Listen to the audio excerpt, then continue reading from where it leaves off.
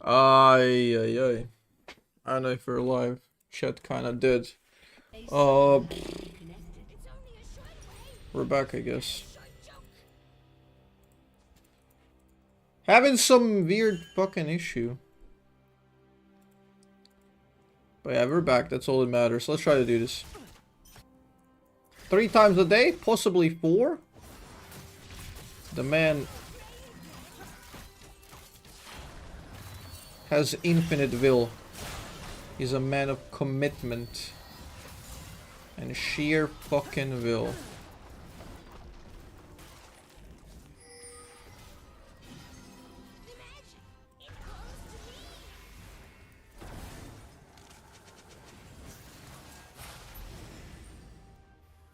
It's very difficult for me to find an opening here. We lost every objective and we're gonna lose even more.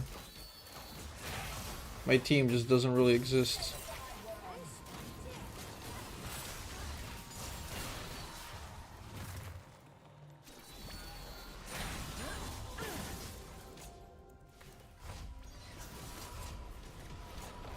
Calculated.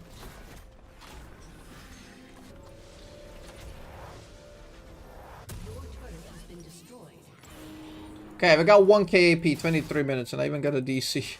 Let's go. This is the fight, guys. This is the fight.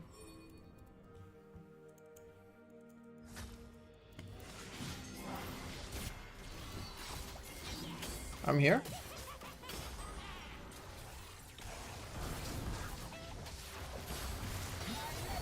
Steal it! Let's go!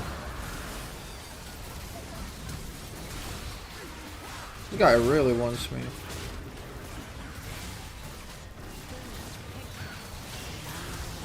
Okay. Okay.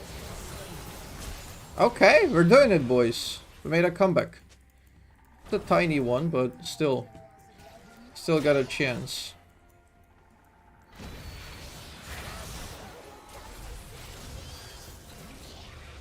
I can bonk this tower. Bonk.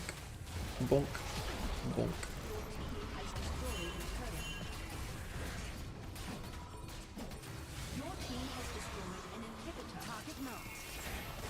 I still got my stopwatch. Finish this. 1200 AP. Okay. It's not even 1k AP. It's 1200.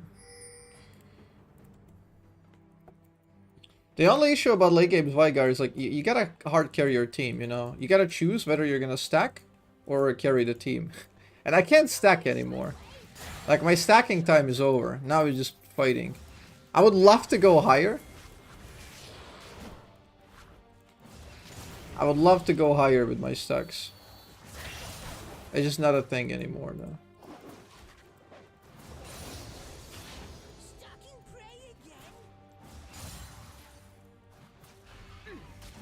No, you son of a bitch.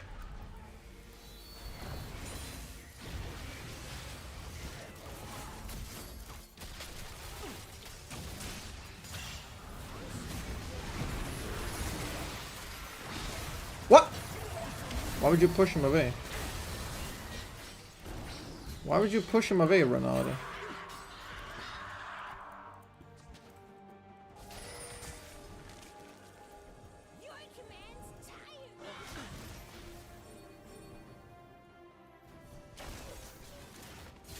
Nice.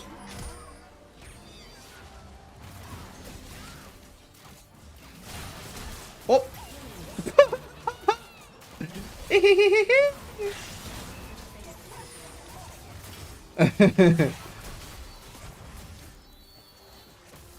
Do not get hit, boys.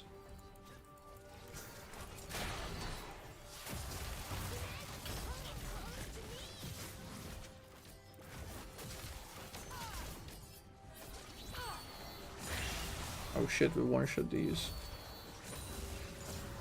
Yeah, I can't stack anymore. My numbers went out of control. Okay.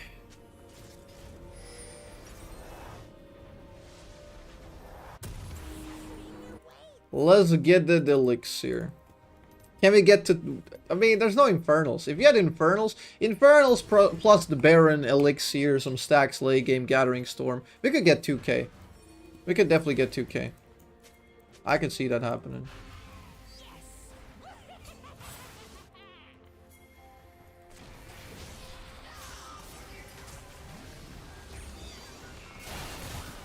Damn, Kai'Sa hurts. She does more damage than me. And my ability is so much shorter range. That's very funny.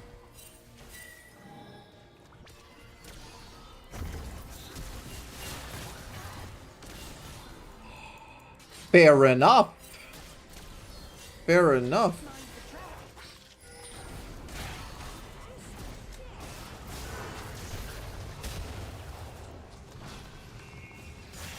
Two! +2, baby.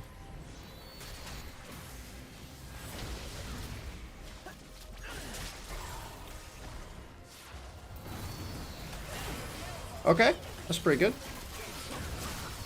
Okay, okay. Okay, that's as good as it gets for my team, guys. Holy shit. How are we surviving these? I feel like we're just supposed to get shit on completely. I have no sums now, so... I have no sums now. Now we're gonna get a bit blasted.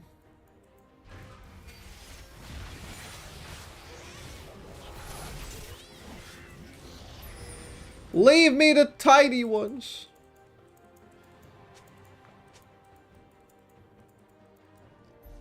Yeah, Vayne has QSS, we're gonna have to nuke her. We cannot rely on a stun. Kai'Sa is very deadly in these, like, dragon fights.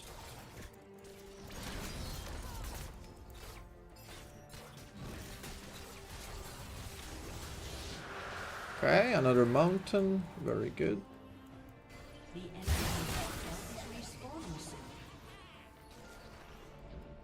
How funny is Kai'Sa, man? I'm over here full build, she does more damage than me. She doesn't even have to be there, like, she doesn't have the decency to, like, show her face, you know?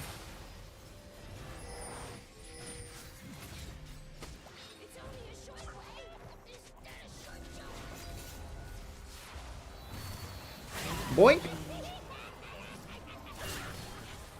How much extra money did I get there? Boink!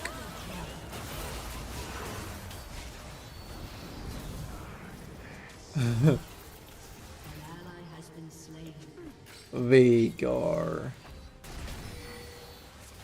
He's got QSS. I can smite this.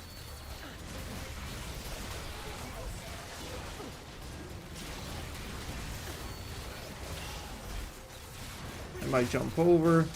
I smite. I don't smite. Okay. I mean, at this point, getting Banshees is probably better, but whatever. I had that stopwatch entire game. 1500 AP. Not bad. Not bad. Dude, that WQ that landed here? Holy moly.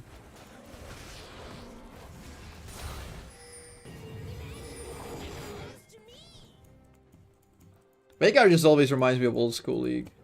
I miss champs like this. So much fun.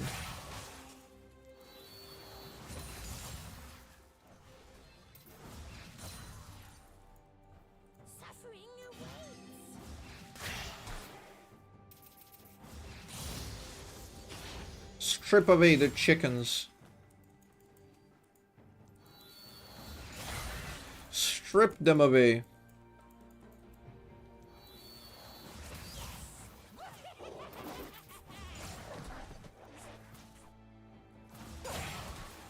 Okay.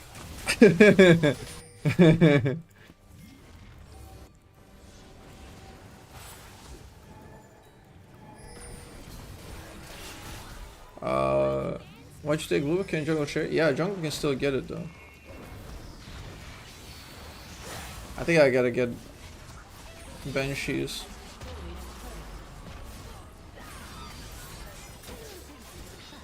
I think I really need Banshees. Kai'Sa is just being obnoxious as hell.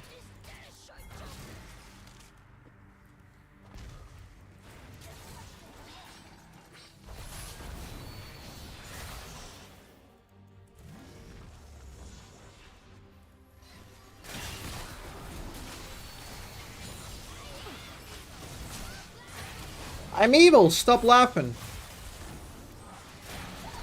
I am him.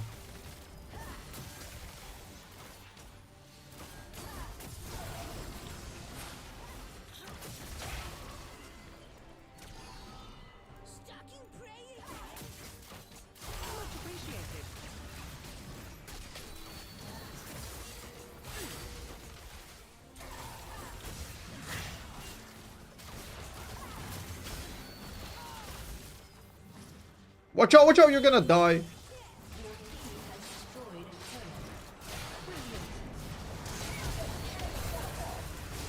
Yep, this is bad. Okay, this is not bad.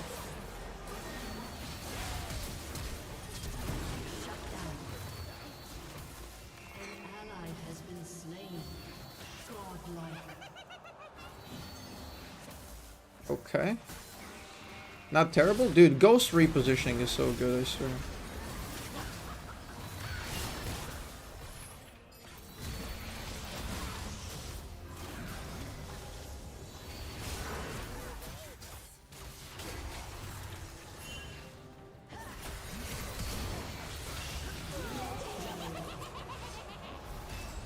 I can let him kill me and then I can... Oh, no, never mind.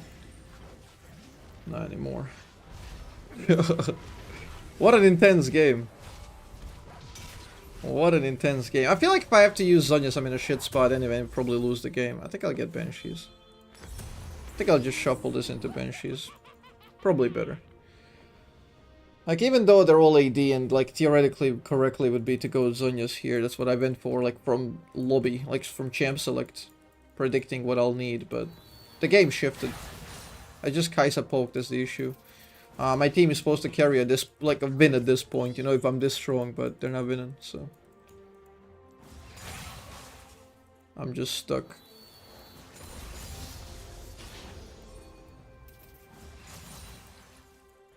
Holy, my AP is crazy.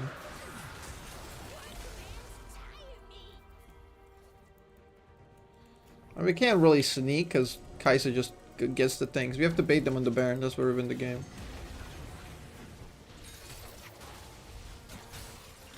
I have no sums, I gotta use my team as bait a little bit, you know.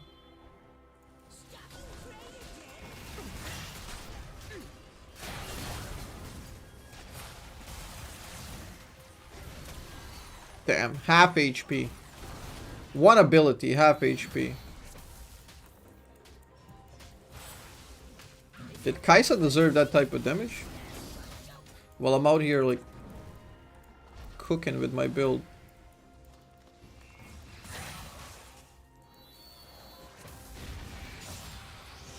2K.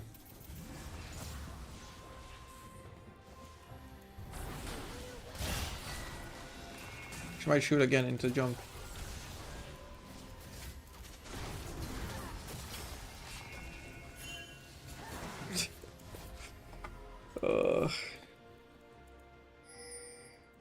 I mean, unfortunately, there is no like real substitute for boots.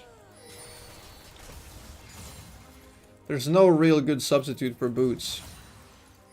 If I could sell that and get something, that would be kind of massive.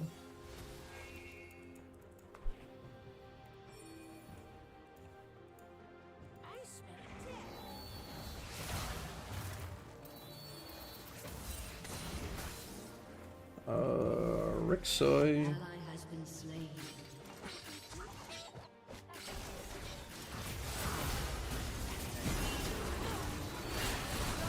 Oh, that's bad. Okay, maybe it's not bad.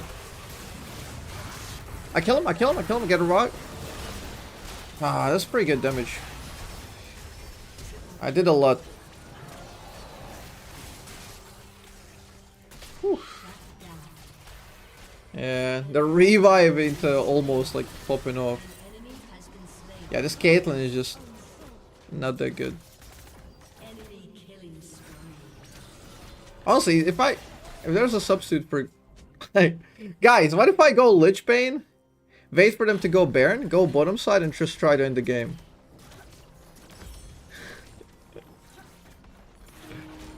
Like, I can one-shot the turrets with this. I can one-shot the base with this, basically. That man's would give armor? Fuck the armor, I don't care. I don't care about armor.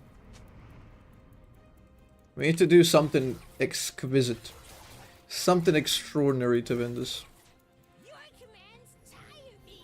I got 1700 and that's without full Magi stacks, by the way. 40 minutes is knocking. That's gonna be 72 AD. Oh, we can actually get 2k.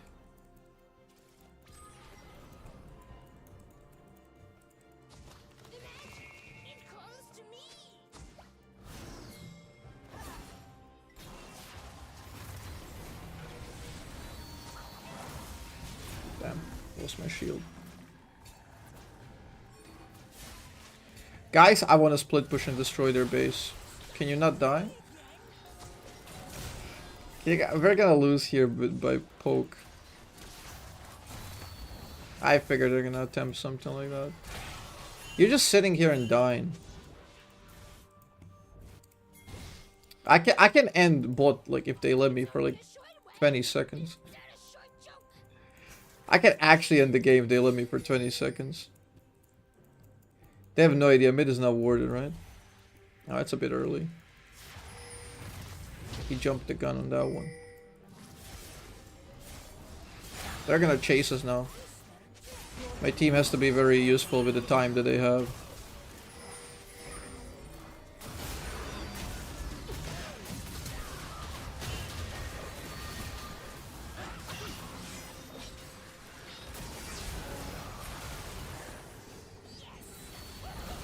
Okay.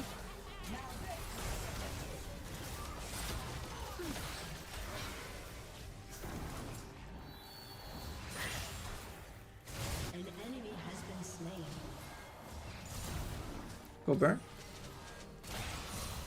Okay, let's get Mountain. Mountain saves us from the Kai'Sa shenanigans.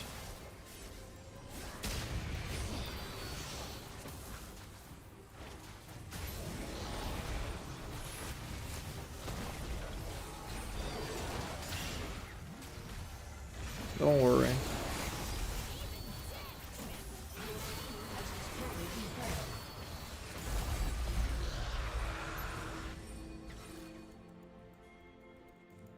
Okay.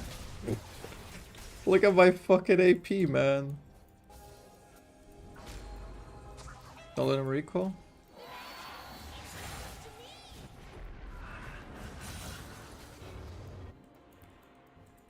Huh.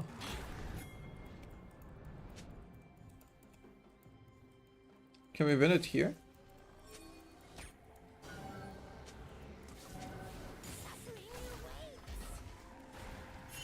No.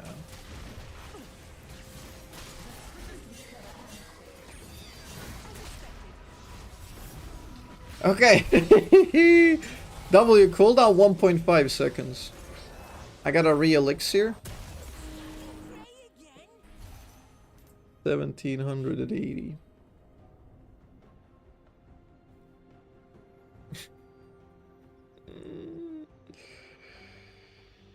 Oh man.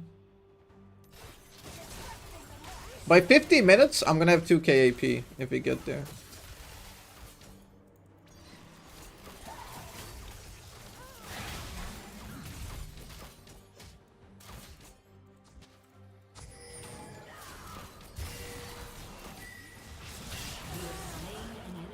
Okay.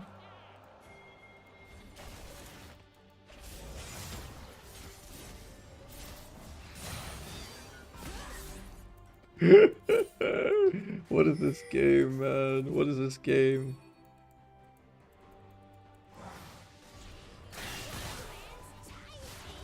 Okay, watch this. Yep.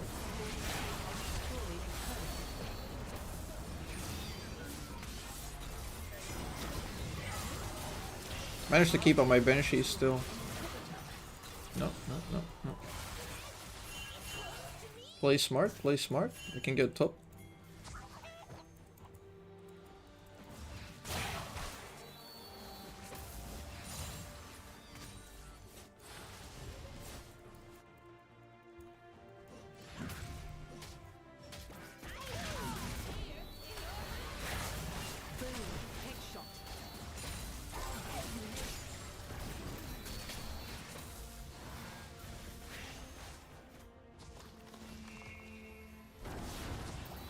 Oh! Good catch.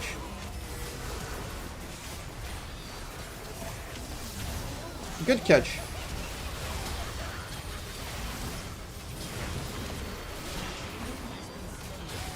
Wow, that didn't kill.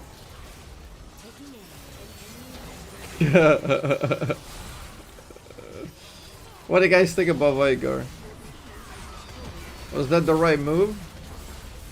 Was that the right move this game?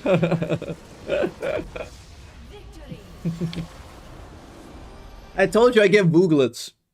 I get Vooglets, 50% AP. I got near 2k. 1900 AP in a game. And, like, I don't know if this is YouTube worthy because this is like Low Master or Diamond Elo. I'm not sure exactly what the MMR is. It's not like a really high Elo. But it was pretty funny.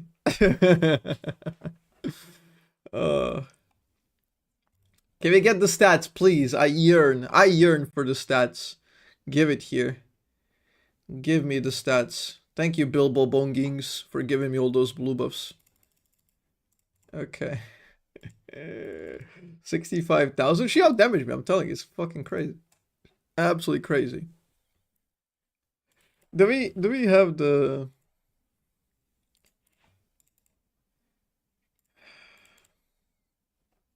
What a crazy little Veigar. Did you guys enjoy that? Was that a good game?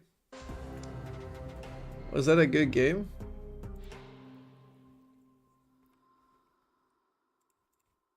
You had 902 AP at the end. I'm telling you, we could have, like, it was unfortunate we had no Infernals. If there were Infernals, we could get, like, by 50 minutes, we could get 2.5k. It would be, like, absurd numbers. Like, I just pressed ult at Vayne there. Vayne had MR because she had QSS. I just walked up and pressed ult. It's like, pew, you're dead.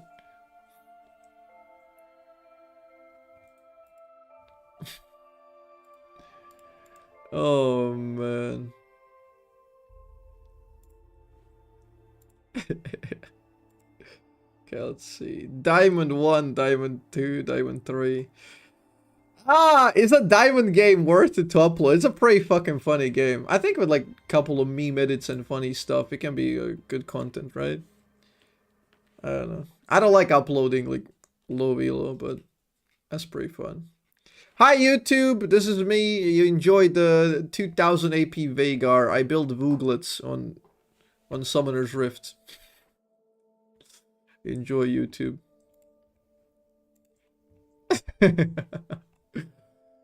AP at the end 1902. So pretty good. Pretty good stuff.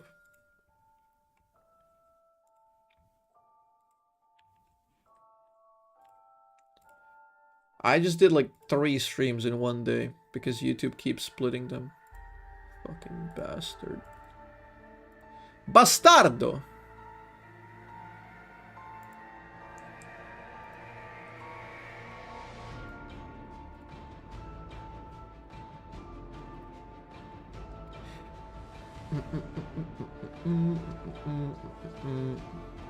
Is my boy Dylan here? And Veigar gains 1 stack, gains 1 AP. It seems broken, because I had my first recall with like 30 stacks, which is 600 gold value if you transfer it like directly into gold value, right? At the end game, I had... What did I have? I had, how many stacks did I have? I had 500 stacks, right? I had 500 stacks at the end. A bit more. Right, so about 100 is 2,000 gold value. So at the end of the game, I had 10,000 gold value in just my stacks. But It works with Veigar and it still doesn't make him broken. It's because the champion kit is very, very limited. The AP doesn't transfer into exact value because the gold efficiency for him in AP is not the same as somebody like, well, Kai'Sa in that game. Like, Kai'Sa outdamaged me in poke because she had ease of access. Veigar is just designed to be like a one-off nuker, and if you can't do it, like, you get fucked. So yeah. I had 11,000 gold value in just my stacks in that game. 11,000 gold in stacks. How funny is that? Eddie, pause. Okay, Dylan, let's do this way. Let me open up.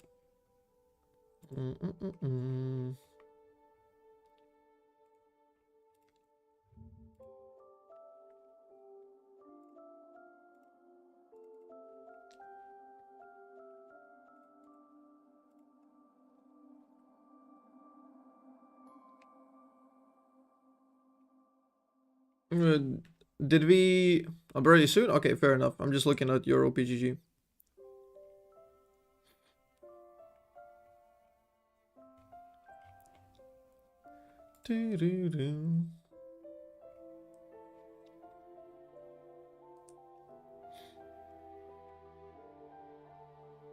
All we need now is Zep to coach my Veigar game. Right, August streaming right now talking about league design. Oh, baby. I'd like to have like a conversation with him, like a proper one. If he's live after my stream, he should be, because I think he's American time. I'm gonna ask him, I guess. Because the stream seems to be a good way to get to him.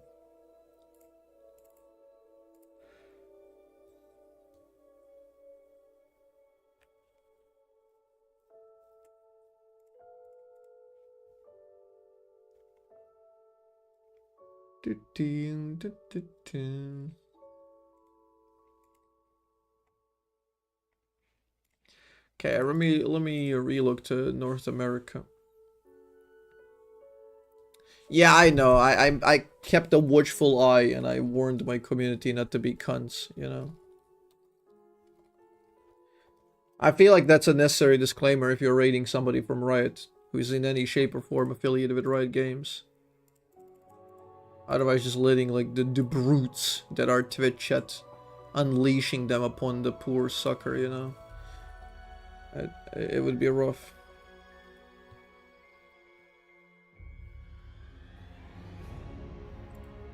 I can imagine. I would be degenerate without that warning. Good, Psycho. Good. Have you guys heard about the Ass app? Have you heard about the Ass app, chat? That's the question.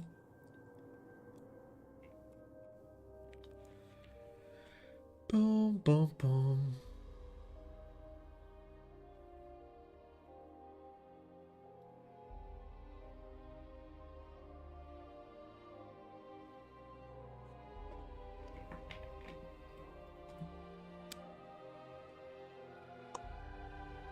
Uvunya? What?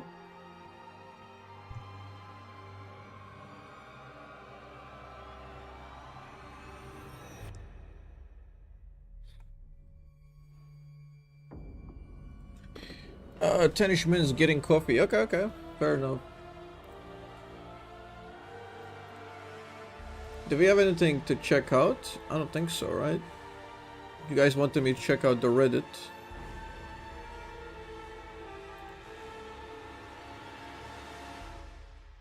Huge Riven controversy. Like, why is this a huge controversy? Does anyone know? It's just a random Riven bronze player. We've got a pretty expansive controversy to cover involving Riven and her fast Q mechanic. Just in case you weren't aware, I'm a Riven one trick and have been for around 9 to 10 years now and have seen her in her strongest metas and her weakest. The reason I'm even making this video today is actually pretty random. A League subreddit post complaining about Riven's fast Q mechanic got 4k upvotes and even elicited a response from one of the League of Legends gameplay leads, Froxon, but the post author is an alleged Soraka main. Before I begin to share everything I have, we need to actually unpack the post. Alleged Some viewers might have read it Soraka or seen it. As always, there'll be timestamps on the video timeline if you've already seen the post and just want to skip through. So the first section throws out some stats saying she's at a 3% popularity in Emerald Plus with a negative win rate, but has no room for buffs. Quote, she used to be at a 25% popularity. This is just completely untrue. One of Riven's strongest ever metas was in Season 10, and her core build was Black Cleaver into Death Dance into Guardian Angel every game, and it was purely carried by Death Dance being beyond broken at the time. Riven was not and has never had a pick rate of 1 in 4 games. I should also add that her old popularity being higher is also attributable to other appealing champions being released recently. Back in the game, if you wanted to carry top laner, there was Riven, Jax, Old Fiora, and Old Aurelia. Nowadays, there's Gwen, Set, Cassante, Aatrox, Olaf, Kled, Pantheon, New Fiora, and Aurelia, Yone, hell, even Garen's seeing a lot of play, and the list goes on. This inadvertently is going to dilute her popularity. We got smacked by the Lowy. Champions that just do her job with less effort, which is obviously extremely appealing if your goal is climbing and becoming a well-rounded top laner. The next part of the post addresses the actual fast Q mechanic, which is kind of what started all this, saying that Riven is too hard of a champion to pick up. Quote, Riven is too difficult for a reasonable League champion because of one mechanic, fast Q. The author also says, quote, it feels like thousands of gold worth of attack speed, it's so big the difference. I watched another video on this topic by the British Poro, an EU West Riven player who likened the fast Q to providing Riven with maybe a dagger and a half worth of attack speed, which is more accurate. But the main thing to note is it's only applicable to 2 autos per 13 seconds. It's not like the gold value is permanently on her just because you know how to do fast Q. It's heavily situational. Riven never ever uses Q 1, 2, and 3 aggressively, or you're getting autoed to death by Jax, Darius, Fiora, or Set. The author also touches on Riven's competitive viability and how no pros want to learn her because she's too hard, which is again completely false. Riven's competitive viability... Okay, I'm glad he's not just reporting news on this one because it's personal because he's a Riven player.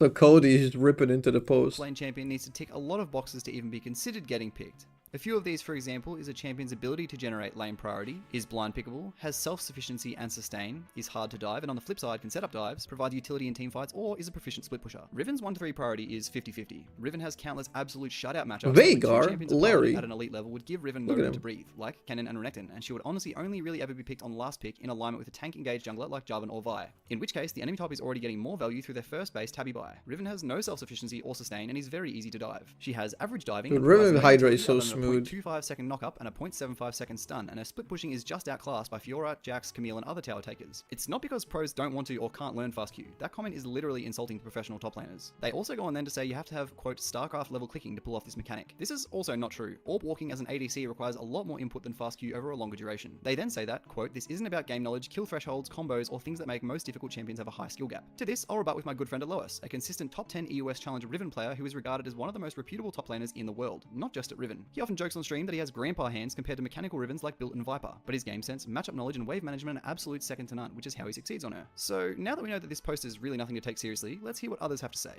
I'm kind of glad that she's not that popular like crazy anymore. Just looking at these plays. My favorite place League of Legends subreddit. The good old subreddit where it's filled with bunch of bronzes and silver opinions.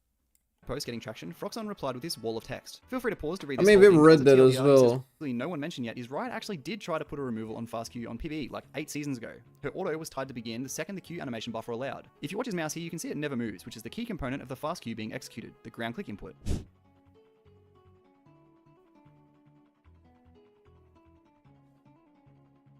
I love the 3 cloth armors. Not only was this extremely ugly and ridiculously OP, it felt really bad and was pulled basically immediately. I compiled this script with...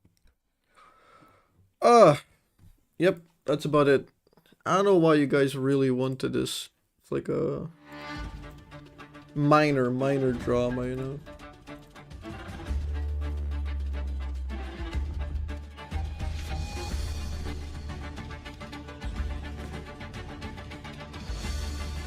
Oh my god, he just won the game! He just won the game! He won the game? They can end! They can end the game! It's over! Man, I just love watching elite level League of Legends. In an absolutely epic Game 3 that Nice purely came down to mustachio. incredible team fighting prowess, I couldn't be happier to bring you this Worlds recap today. JDG lead the first play of the game with an ambitious lead from a level 2 Kanavi. JDG. Trying as quickly as they can to lock down some of these two level 2 now going in. Kanavi, good damage down onto Guma. Ruler flashing out of safety, ticking and burning, but he will stay standing, missing! Best support in the fucking world.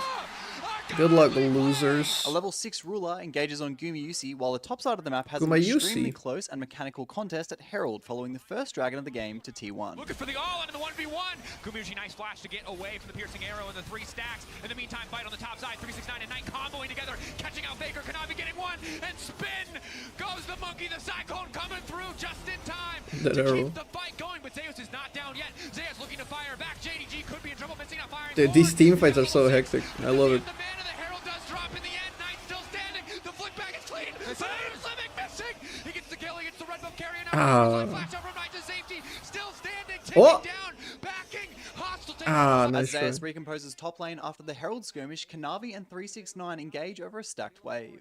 No reinforcement for T1. Ulti up and available for the Wukong. Waiting, buying his time. Extra healing coming in, but Zeus is going to get a chance to use it, holding on for now, but immediately 369 finding the kill. JDG, a successful dive on top. 3 immediately flip the map, converging on a completed Gore Drinker Renekton. But do they have the damage for the dive? TP now coming in, 369 staying alive for now. No dominance, the Gore Drinker healing now coming in. I just want to watch the highlights again because it's too good. Yeah, these games are awesome. T1 wins Worlds, guys. No doubt about it. No doubt about it. Bit more damage going through. At 17 minutes in, JDG have realized the dire position this next dragon will generate and look to contest. T1 seem to be feeling the pressure. The world says Kanavi is the best jungler at the tournament, but Owner has a different opinion. Objective getting lower and lower. The Weaver's Wall coming out. Owner. Might go for the 50-50. What a fucking play. But it's absolutely cycle flashes over the arrow. Faker goes in. What a play, man. You're not the shy enjoyer? Fuck the LPL. All my homies root for LCK. With a successful fight, T1 isn't out of the woods yet, but luckily I will Zeus dominate the and all the LPL cucks can shut up and weep. Just watch. Just watch. One team from LCK destroy the golden path, beat and kick out every single LPL team. With T1 seemingly taking the reins on the game, a bit of overzealous decision-making becomes present. You try to clone over the wall. The Weaver's Wall through the midst of everything. Vision. T1 focused on the objective. This is all part of the grand plan. LCK this year, EU next year. They decide to split up, you know.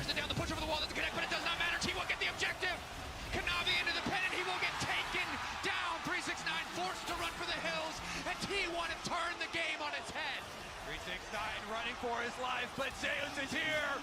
Look for the slice. Trying to double dash through one. Not able to get the second. The Q3, the Darkened Blade cutting down. But now Ruler, maybe he can get more in the fight. Ruler now running down Zeus. Owner now running. Ruler trying to make up for the previous mistake. JDG looking to take the fight. Owner overstaying. Over commitment. Faker hit by the arrow. With Soul Point on the table, the stakes couldn't be higher. One misclick would put a team at a huge disadvantage. Them. Missing's ult up and available. The Ashe can find an angle, it can all fall apart. Zeus got out a bit here, forced to retreat. Dragon, objective, getting lower. Weaver's Wall, bringing Knight into the fight. The entire team split. Arrow going wide, that's massive. Faker with a fucking smooth ass dodge. It's the hostile takeover connecting. Who can get the objective? And the steal coming through in time for Kanavi, but the fight is not done. Missing on the backside, vulnerable on his lonesome, but JDG pushing in. 369 over the wall. Knight continuing to poke. It's diligent. It is controlled. 369 now going in. Okay. Missing has been caught out. Missing will go down. The flash buying a bit more time, buying a bit more space. Bot lane diff. Will get killed. It is only a matter of time. Zeus. Bot mid diff, In a honestly. mirror chain of events, T1 is more than aware that Missing is flashless and strike. You call it Chronicler, but Kanavi in the meantime just trying to isolate Zeus. He needs to be careful though because the rest of T1 is now coming in. Missing running for the hills, but he surely will go down. Faker grabbing the kill. 369 being forced out of the pit. With the goal dead even, JDG looked to make a play on the mid wave. For the angle. Missing, more like missing pink. looking to burst owners. Wow, what a CC chain. With the pick on owner surely giving JDG the Baron, Zeus looks to do anything he can to prevent it. As a consolation prize, T1 take Dragon Soul, but the pressure is on. T1 now trying to move into the jungle to compensate, but missing. What an intense game. I love it, man. The blast cone, not enough. Back into the midst of the team. They're running and like straining them thin, buying time. Win gonna be there for JDG. We know how deadly this team is when they get their hands on a Baron. As JDG push down mid lane with their infamous Baron pressure, Curious so motivated to see the But Eugenes. this is not the first time Faker has been in this situation. Bully this tower down, but the empowered cannon minions will be more than enough. And again, eyes on Rule. Get this easily. A similar story for 369 on the bottom side. T1 just need to weather the Good storm. flash. And the heal Owner. is good in lane, but once you get out, it is very tough not to have the cleanse. Stays on the flank. Stays on the side. TP coming in. Faker looking to make the play. Fucking Faker, man. And again, the combos are clean. The hostile takeover is damn well hostile. T1 looking to leave no survivors. He's so smooth. Team will get absolutely nothing. The flash Kinda hard to predicts go in, prematurely flashing there. Oh, Faker! And he puts a tower! Oh my god, he just won the game! He just won the game! That's it! They can end! They can end the game! It's over! He just won the game! It's over! What? What? Faker, man. What the fuck? What in the fuck? Nice emotions. Bro, look at that guy! Look at his face! That's me! What the hell? T1 in the clutch are too damn. And it's Faker that sets it up. Owner that knocks it down.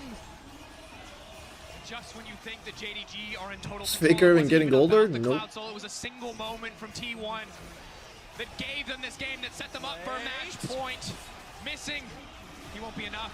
T1 gonna break the base. T1 gonna move on to match point. A clean fight out of nowhere secures them their second Absolutely Okay, perfect. we need to replay this again in slow motion. There are a few moving parts here. Firstly, Faker's engage onto Ruler, predicting his flash immediately before shuffling him back into Owner's Magnetic Storm. On top of this, T1's other carry is engaged on by the JDG frontline. While Zeus takes Knight out of the fight, who just flashed Owner's Magnetic Storm, Renekton and Wukong kill Guma, who is fortunately under bailout. As the last tick of his health goes down, Guma uses his stopwatch to stasis the death. Because he stopwatched after Kanavi, Wukong falls and gives Guma an assist, bringing him back to life through the bailout. If this play didn't work the way that it did, T1 wouldn't have been able to end here because the death timers are so tight. If Guma didn't survive through his bailout play, the game mightn't have ended here. This play was so underrated and unnoticed, the casters didn't even notice what happened. But even though Faker's engage started the game-winning fight, Guma's stopwatch play ended it. In a complete replay of Ruler's flash onto Faker in 2017, Faker predicts Ruler's flash in a play of vengeance. Knock up here onto Bang, got so much out of him, but Faker was the one to go down in the casualty. SKT looked done. They first. As you can see, the flash hold left. They've caught Faker. They've got the CC. The mid laner is Poor down. Faker, The man. Demon King has done just He needs to win it, though. Ruler stays He in needs to win it place. this year. And the This is fast his one, they year. found more as Hootie does not have a way out. Pops to Yolt, but he has no exit route. Two more audible killers to win the game. Bang certainly does not. Ruler on the Nexus. The upset is complete as the kills come through. The SKT dynasty is over. All hail the new kings. Look at him. Oh, That is an entire year dude, old waiting league. to get back to this moment, waiting for the rematch. I'm so happy though. When exactly is Worlds? When exactly is Worlds? I gotta watch that shit.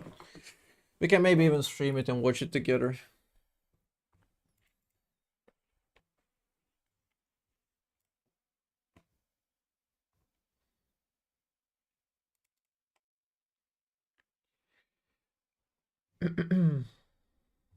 What a thing esports is. What a beautiful thing esports is.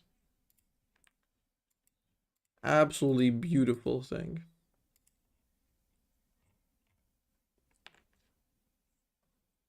Okay, let's do the coaching. See my DM? Brother is I am proud to say I've made zero progress on getting better at looking at other lanes. I've instead decided to touch grass, check out this deer I saw in my pilgrimage. posing up. Like he Whoa! just wants to Real life deer. I'm quitting League? Oh shit. Deer Watcher. perma. What a shake. Goofy fella. Goofy. Awesome. Chat, type Lilia. I'm sure everyone's gonna laugh. Type Lilia, guys. It's a Lilia. No way. No way, guys. It's a good joke. Playing another round? We're doing coaching right now. Right now we're gonna be doing coaching. I got you on Discord. I'm calling you. I'm hailing you. Okay.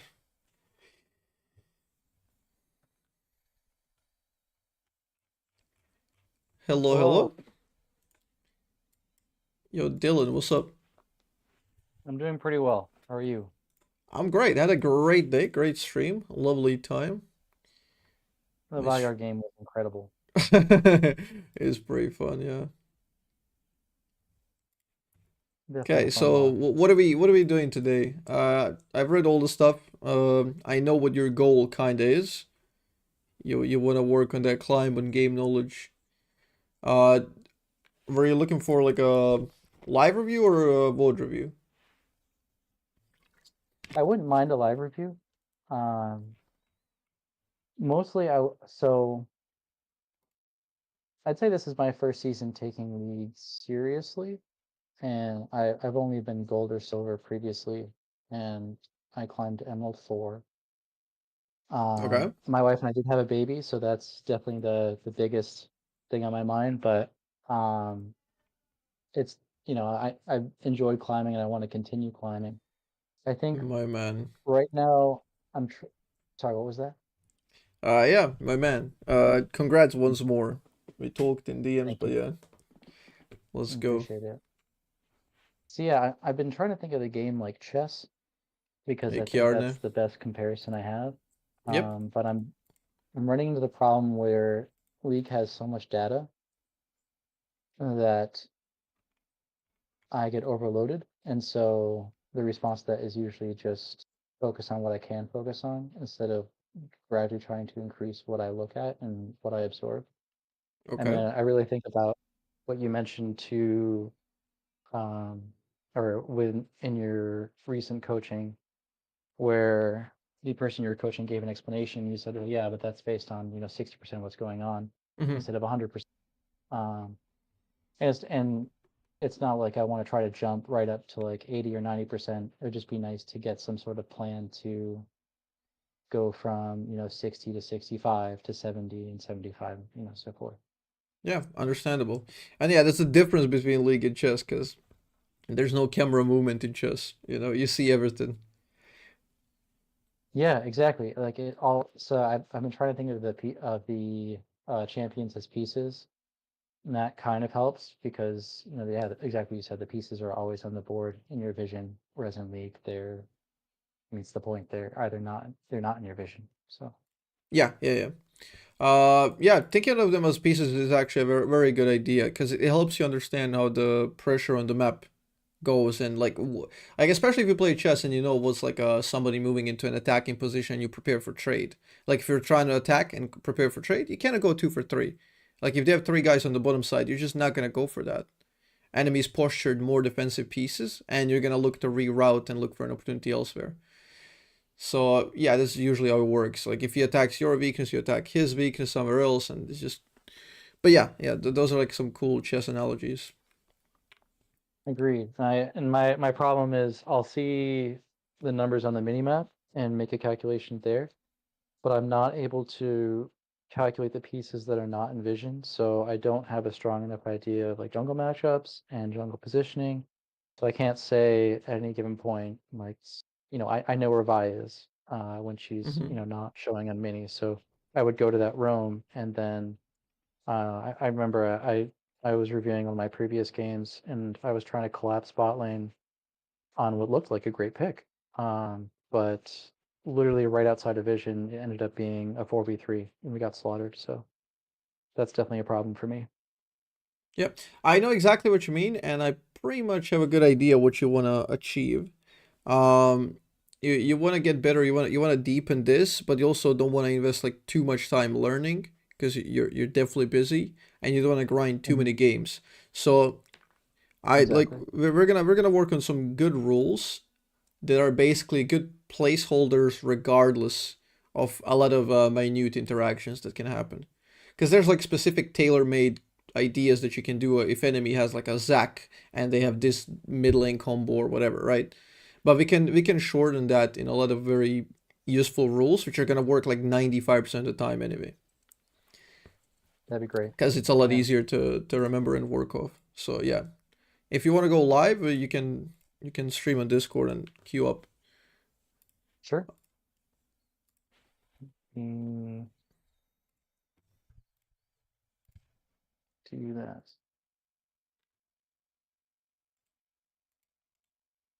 Since this is our first time chatting, I don't know how you prefer like the live. Because if I don't know anything about you, live is kind of good to like reveal some stuff, like how much backseating is good here, you know. Sure. Just to start with, can you see my screen? Yep, I got you. Okay, great. Um, yeah, this is I've never done a coaching before. Again, this is the first time I've really started taking league seriously. I honestly think I'd be fine for full back seating. That way I can, kind of remember where I would not choose to do something, and you would say no, do that, and you know, Okay, just a okay, good way to get some memory tags. okay. Fair enough. I'll be dropping hints and stuff, and then we can quickly sum up like the most interesting pieces after. That'd be great. Yeah.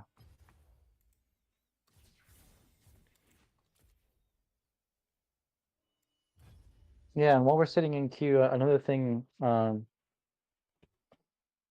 So I think I've heard you mention that you don't think losers queue is exactly a thing, though. I did hear you talk about MMR and how the game tries to keep you in your position by giving you harder matchups. Yep. Uh, Especially in this elo, I feel like Emerald is potentially slightly inflated. Um, and I'm finding that when the game puts me through that process, I tend to have both. I like to play mid lane pretty much exclusively. I also queue bot to play APC, but I generally, when I play mid lane and I'm in that scenario of difficult games, my top and bot lane loses horrendously, and it seems like in that position I need to make as few mistakes as possible. But even, and of course I do make mistakes, plenty. Uh, and I'm just wondering, I don't know, wondering for more guidance in that situation, because it's tough to like, for me, someone who needs a lot of improvement, to say, okay, that was unwinnable, instead of, mostly I want to default to I could have done something different. Yeah, yeah, Because precisely. That's the idea. Because if you like, why people are really good at learning new things is because they enter them and they enter them with open mind. They're like, okay, this is a new thing. I've never played like American football or whatever, so whatever I try and learn, I'll be very like experimental with my approach. And like if somebody's telling me like if I'm doing research what works, I'm gonna be very open minded, right? League yes, League is like that, and pretty much anything is. The thing is, people settle in League very quickly, and they just come to a point where they stop learning, and you cannot really bend the tree that's old. So they just stop learning, and like the better you are, the more you think you know, the more your ego follows, which means it's more difficult to learn new stuff. certainly, yeah, So the like point is to yeah, essentially just assume I know nothing. I will approach this inquisitively, and every game is ideally potentially winnable. I I just would like just think about every game as winnable and do whatever it takes to win it. Like your teammate DCs your 4v5. Okay, like how could we win it from 4v5? What is the most creative strategy, highest percentage chance strategy that I can pull off to win 4v5? And that's like a good along break that. example because people just don't do that. When they see 4v5, they think of that as like a free escape. Like, okay, it's a free loss, whatever. And, Oh no, well, I definitely approach that as like an opportunity to win, but just like to go along that vein, I think that a problem. I was talking to another person actually in your Twitch chat, and we got into a conversation, and he looked at my op.gg and he mentioned that my CS is generally a little low, and I think I also try to overdo things as well. So I'm trying to find that balance between, like you said, taking the opportunity, doing what I can, but also not overdoing it and missing out on resources for myself.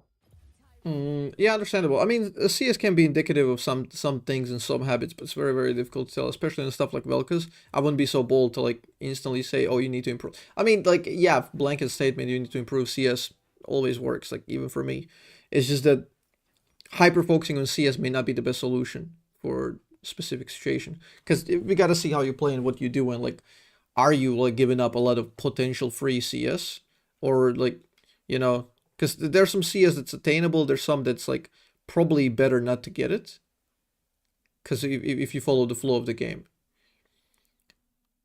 Yeah. Yo, Mohammed, thank you I for get the the gist of 4 what you're marks. saying, though, Bam! and, 4 marks on YouTube. openness. Cheers, man. So these are the runes that I generally take, Okay. especially with Ghost. You're doing the ghosting, right? Yep. Yeah. Yeah, good runes. I think your early game might suffer a little bit, so I would advise going double AP instead of CDR. Because 8 haste is a bit minor value, whereas early game having extra AP is going to get you to certain thresholds within farming. Okay. Everything else is pretty good, as long as you play along with it, We're in luck, I think. I'm guessing that's Veigar mid. Yeah, I think so. So that's basically that's in my old tier list that I made. I put Veigar as the only like Vel'Koz, only champ Vel'Koz shits on. He's like the freest matchup. So this is pretty good. This is pretty good for you. It's definitely punishable. K in early game is also weak, which means we don't have to respect him at all. We can play super aggressive. We can bully. Enemy bot lane is also. I mean, Senna can go a bit aggressive, but I mean, your team's still gonna win. Bard, Caitlyn are gonna out pressure. You have a roaming support. Like, enemies, like, if this is a draft game in high elo, enemy team dodges, because they just lose the game. But, yeah, we'll see what they do. This is very, very good, and we're in luck. And I want to see how do you squeeze out and maximize the potential advantage out of this game, and how do you play. We'll see what I can do. I do like the Veigar matchup, but I'm definitely wary of late game. Veigar are Yep. definitely something to be scared of and respect. So yeah, this is Emerald elo, right? Emerald 4. Emerald 4. Yeah. Yeah, I've had a really hard time. I've definitely plateaued here.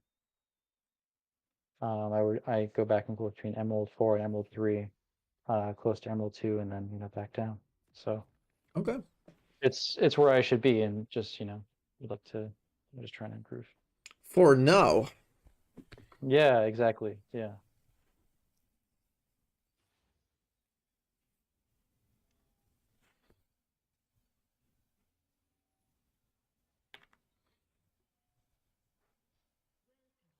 So right now, I honestly want to ping and invade. I think with a better level 1 comp.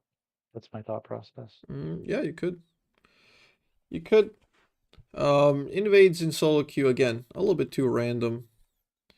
There's a fight happening top.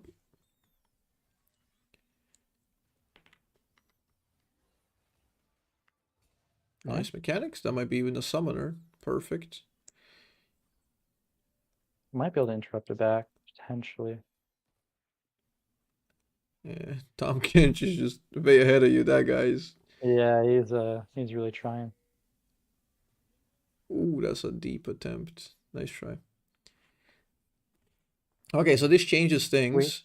We got very good chance. Very good chance of getting these kills in early game now. Briar can potentially gank this, so keep that in mind when you're manipulating the waves. Right now, I think I should just not auto anything. Just see if I can get a 3-minion Q, ideally. You can actually go behind the wave and slap him with a Q when he comes there. Because he will be like It's a bit late now, but yeah, that's one of the plays. If enemy is late like this, Okay. you can guarantee a Q.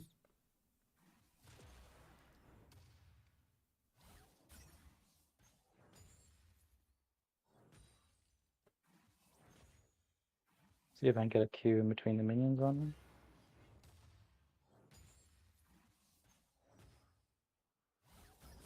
Oof, he gets that.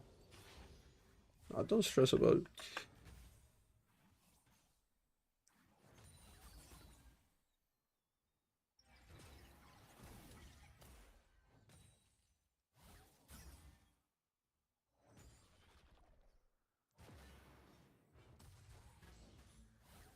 Nice. Nice.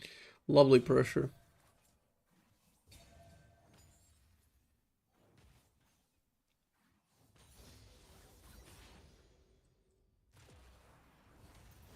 Oof, missed that.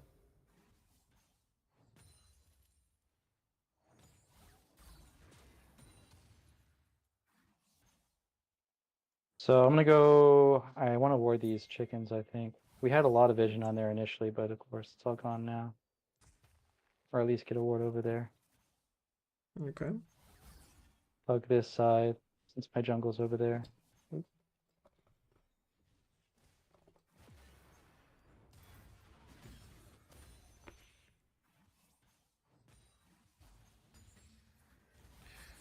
It's a bit of a risky hover, but again, Kane is a bit weak. So right now, where would you say Kane is? Would Kane be on his blue? Is that Kane's love to So that- start on the Raptors. He should be a bottom side right now if he's smart. Pathing to top side is terrible, so.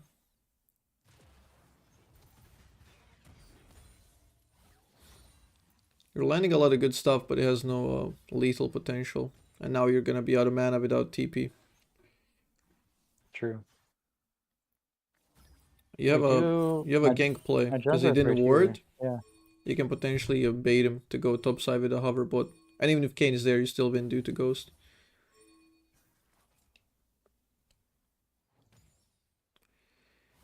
Yeah, this Briar doesn't know. She can go on Raptor, basically flash over and just kill him.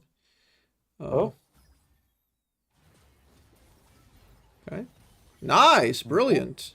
Brilliant. Get the cannon and recall you. instantly. Get the cannon recall. Okay, got it. Don't touch the wave.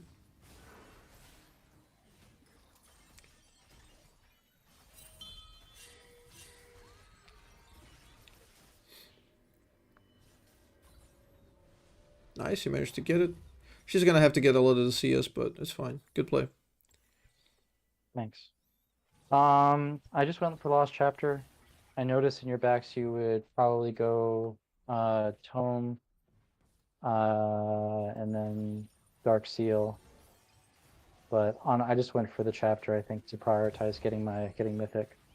Yeah, it's fine. I like stacking early damage, especially if I have a feeling I'm gonna snowball. Like, there's a huge chance of getting a kill level 6 here, so having Dark Seal is a pretty good investment. Mm-hmm. That makes sense.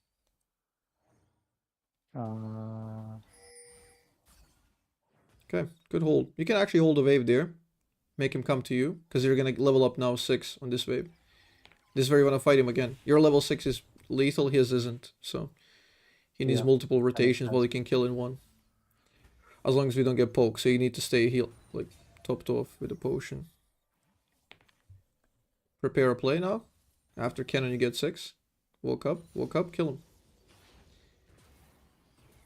Nice. It's a pretty good play. Yeah, it's a nice try. This is hyper winning. Like, as long as we know it's a winning play, it doesn't matter. Like, even if you fuck it up mechanically, still hard winning. At this point, if you want to continue sieging, you want to drop a pink ward behind you and get a little bit of intel. Yeah. I think I'm just gonna leave him under tower. I kind of like having my pink there. Interesting. Because everyone checks the try, and then I want to get something on. Oh, okay, they catch me. Sniffed it out.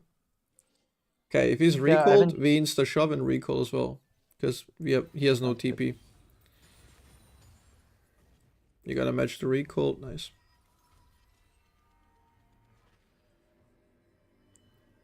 I like to do it with a support player. And that was something he suggested actually. You know, just getting it in a place that's perhaps Yeah, not as popular to sneaky, check. good idea.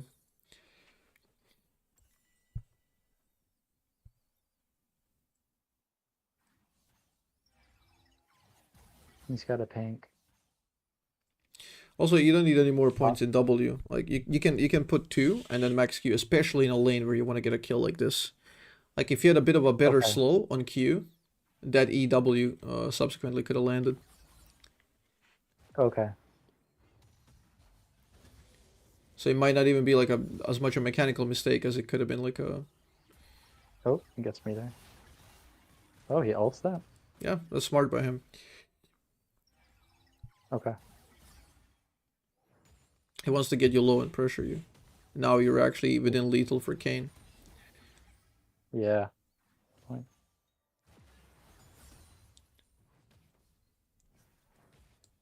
Now you can't go aggressive and kill him with this HP. It's a bit risky.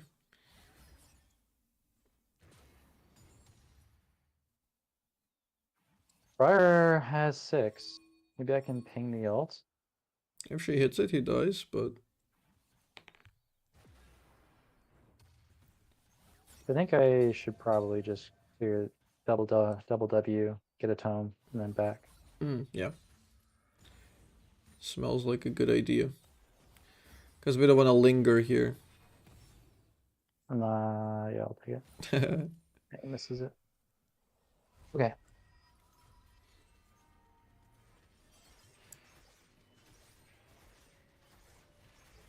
I better, yeah. I can get Fiendish. I'll snag a potion just in case, because he really got me low there. So. And he has refillables, so. Yep. And now that you have ult, like if he puts a cage on you, do not panic. Just dance within the cage. As long as you don't self-stun, even like you can walk towards him if you're within a cage and just kill him. I also have, I think he has Flash Shot. Yep. He's very deep though.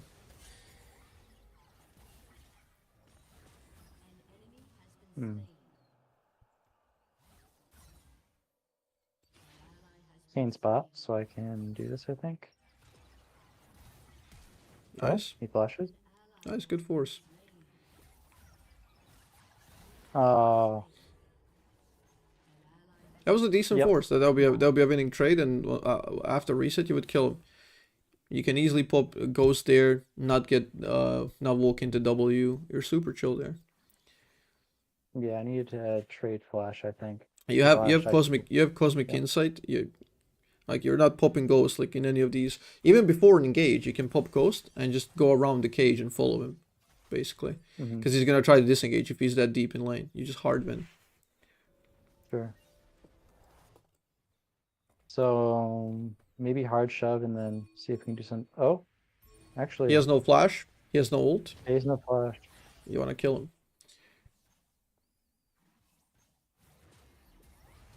I missed it.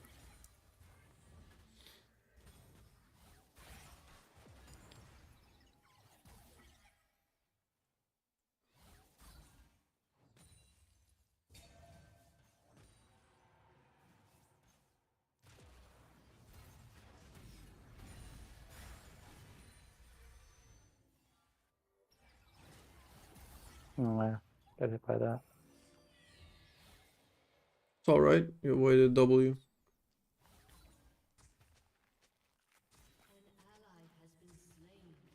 Yeah, I'm a little concerned about Kane coming through over here. Yeah. Yeah, gonna be hard to kill that We missed guy. that. Yep.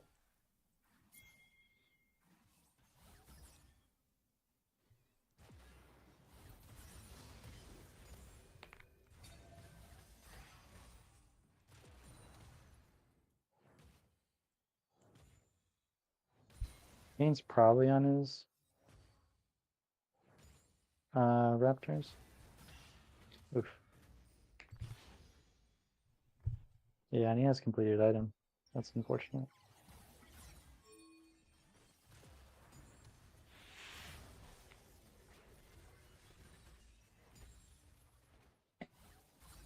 He also has level 10. Yeah, it's not a huge issue, but yeah, we both kind of want to leave, but you also want to get the item, but also Kane is bottom side. You can probably stay extra 200 gold because you know where Kane is. You can have a Yeah, and I chill want to try situation. to follow What's this with happening a in the long range fight? too. Is it worth ghosting? Can we I don't think so. Well, once I have R in 5 seconds, I might be able to do something, but I gotta respect the Kane E, I think. Yeah, there he is. Okay, you need to clear the wave.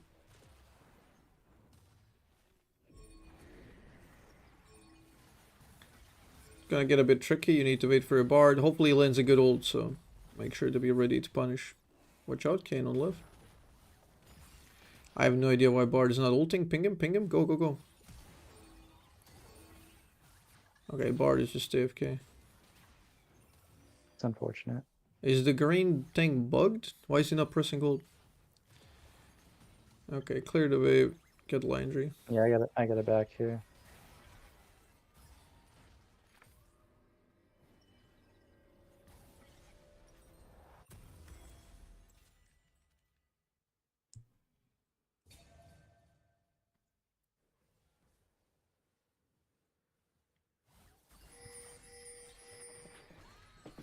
Okay, Veigar got a wave with the laning phase, unfortunately, but this game is still more than winnable. Like, no need to panic, no need to sweat. We got this. He's also overstaying deeply. Look at mid, look at mid. Yeah, I think I You might can actually ghost. You wanna can just ghost and ghost chase on him this. potentially. His See if positioning he, was like- shit.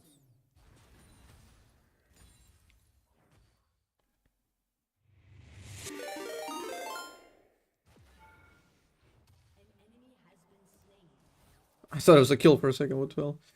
Polyco, yo, thanks for a raid, man. Appreciate it. Welcome. Hope you had a wonderful stream, man. Hope you had a great time.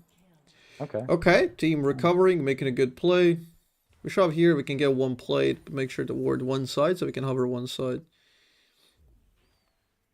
Okay. Yep. Yeah, I want to hover ideally on this side.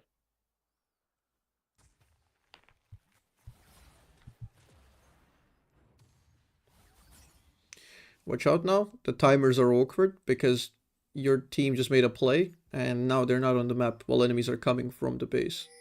So you can easily get ganked by a support, AD carry, and jungler. You have 100 to 0 if you land it, but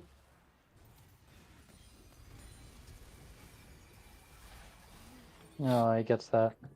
yep, nice try.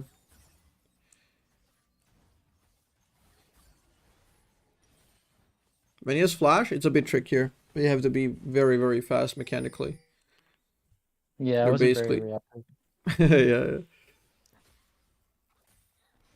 Yeah. Also, another thing is like basically because he's slightly ahead, he was able to do this. Like during any point before this in the laning phase, he would not be able to lethal you here.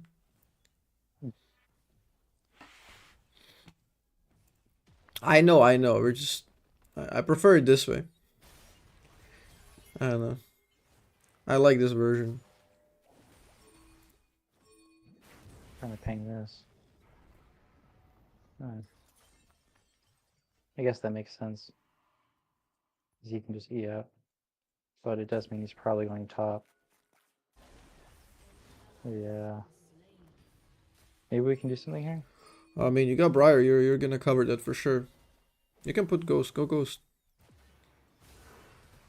Now they're committed. They can't escape. Okay. I didn't need to flash that. Yeah, you panic there. What was the play there is basically like you just walk into your guy. If Kane ults, you just walk into Briar, and when he gets out, he dies. Okay.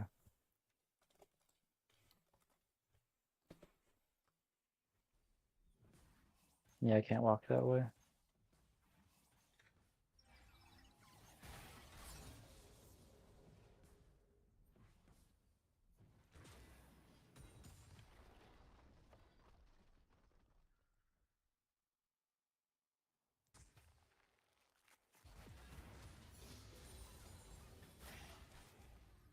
Okay, now we're a bit on the defensive. Enemies are ahead, so We basically have to wait for Kinch to get a good play, Bard to get a good ult, or Briar to get something, because she's just perma farming. She's strong as fuck, but she hasn't been useful at all so far.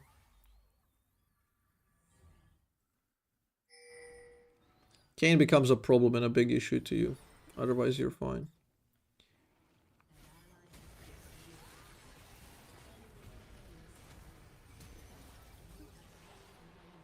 Okay. That's a nice try. Good play. Good angle. If he didn't waste the flash top side with the panic, we could have dipped away here nicely. Well, yeah, this is a good rotation. Nothing wrong with this play. Okay, brilliant. You guys should be able to play Dragon now. You get better timers. Ping Dragon and spam that shit. You guys gotta go there.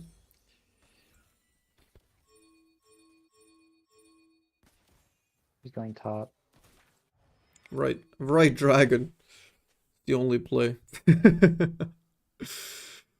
Oh no. Oh no, she's berserk. Yeah. She lost control of her champion. Apparently. Yeah.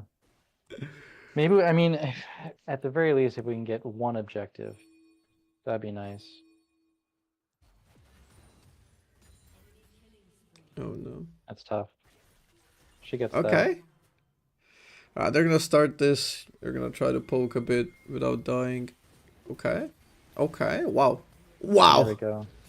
Dumpstered him. It's very good. Dragon is now free. It's yours. Go push mid. Okay, if they continue, then fight them. If they continue, fight them. Go.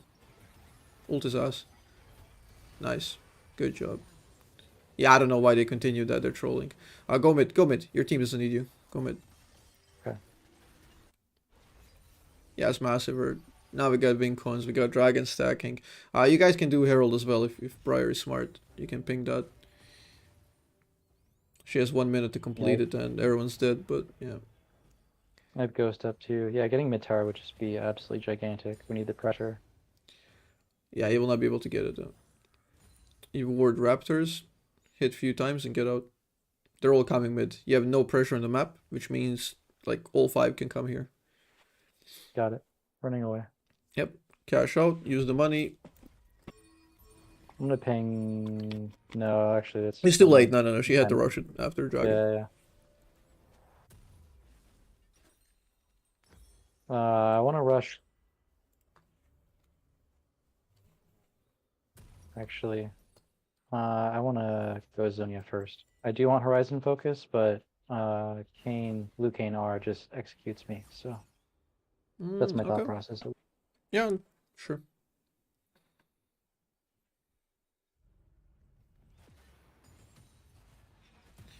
Veigar is also at a point where he can kind of burst you, so if you're in a cage, you can wait for him to W, and then you can Zhonya's on the W, and then he can't execute you. He runs out of damage pretty quickly. He's a burst champ. Nice play. Those are ultable. Those are entirely ultable. If he turns, you just win. You can always stop what you got Bard coming. Oh, nice try. Nice. Watch out, Kane. Wow, he actually kills her. Good ult. Yep, he also has no flash. I'm gonna keep. No, I can't. ADC is mid as well. Kane can just be. Maybe I can shove. Just like briefly shove this wave and then GTFO. At least Kate's getting all that pressure bot lane. Yeah, she's starting third. Oh, now Kane's top? This guy is AFK?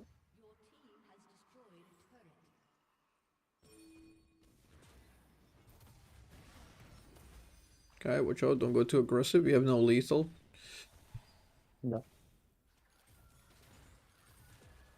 Oh, I want to go help that. Yeah, you need to also ward. Nice. You can actually farm up a little bit more and get the Horizon. Okay. Because you have stopwatch. And like when you buy Zhonya's, you refresh the cooldown of stopwatch. That makes so sense. you basically have one free usage. So you can kind of circumvent it. That makes a lot of sense. Yep. Yeah, I would like to talk about item buying. I think that's an area that I can improve in Yep, as sure, well. sure.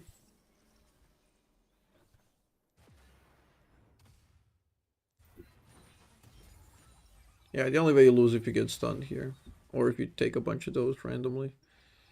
Since we have 2k, we don't really want to fight here unless he makes a terrible mistake because he has no flash. So I'll set up 2.1k and recall. So that's hard shove this wave and get out. Okay.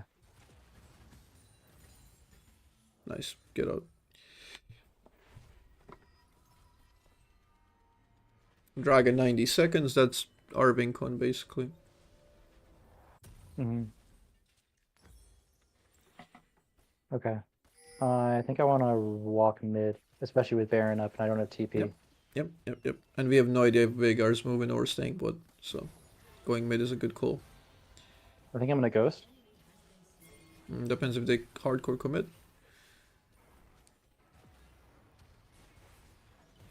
Nice try. If you did a W, that could have been something. I got his flash. Good Let me play. go. Baron. You can actually ping Baron. Yeah, Veigar is like with his pants down. You can actually ping Baron. Briar shreds it. You got line race. This is practically game-winning Baron if you get it. I like the decisiveness. Thanks. I was concerned that Kate was staying mid, but she walks over too, so that's great too.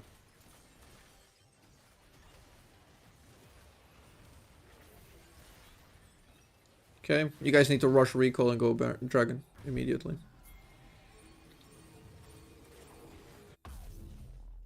Okay. I'm gonna walk. But actually, how's that wave doing? That wave's okay.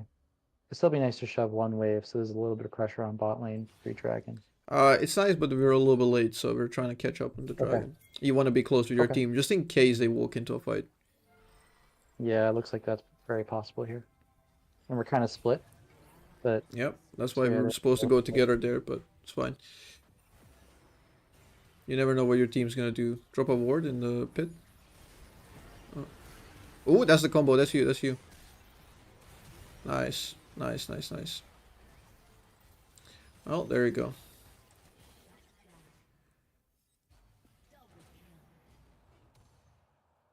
okay, there's the king. Yeah. Yeah, kind of obvious, but nice. Good job. Brilliant. You and Bar just 2v5 this shit. Oh, now we can push out bot. This guy's not gonna shove start. wave. He's not gonna start it. Yeah. You have better smite anyway if he goes for it. Yep. No, I missed the cannon. That's I don't fine. have a ward. Um, Let's check the dragon. Is he doing it? no, he wants to, but he's not going to. Yeah, okay. Let's get a recall. I think I'm gonna go for Well, yeah, fair enough. Good call. Magiris. Yeah. And if we Given can the snag fact this that you mid-tower- didn't flash that much this game and you still have a stopwatch, it's perfectly reasonable to get this for extra movement speed. Mhm. Yeah, I really needed to use my sums better early on. That's something we can talk about. For sure.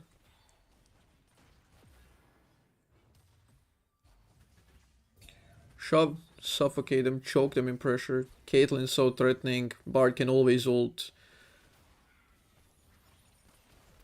Maybe we walk to the dragon now? Yeah, Vigar's Yeah. Vigar's top. Check that. Oh, Yeah, he gets wow. Thomas dies. Watch out for Kane from bottom side stealing. Yeah, honestly, I'm gonna start walking this Oh, way. there he is. Zone. You can definitely do more there because you have all sums and the stopwatch. I'm just gonna make sure that we get that. I'm gonna back. Yep, good Cover call. top.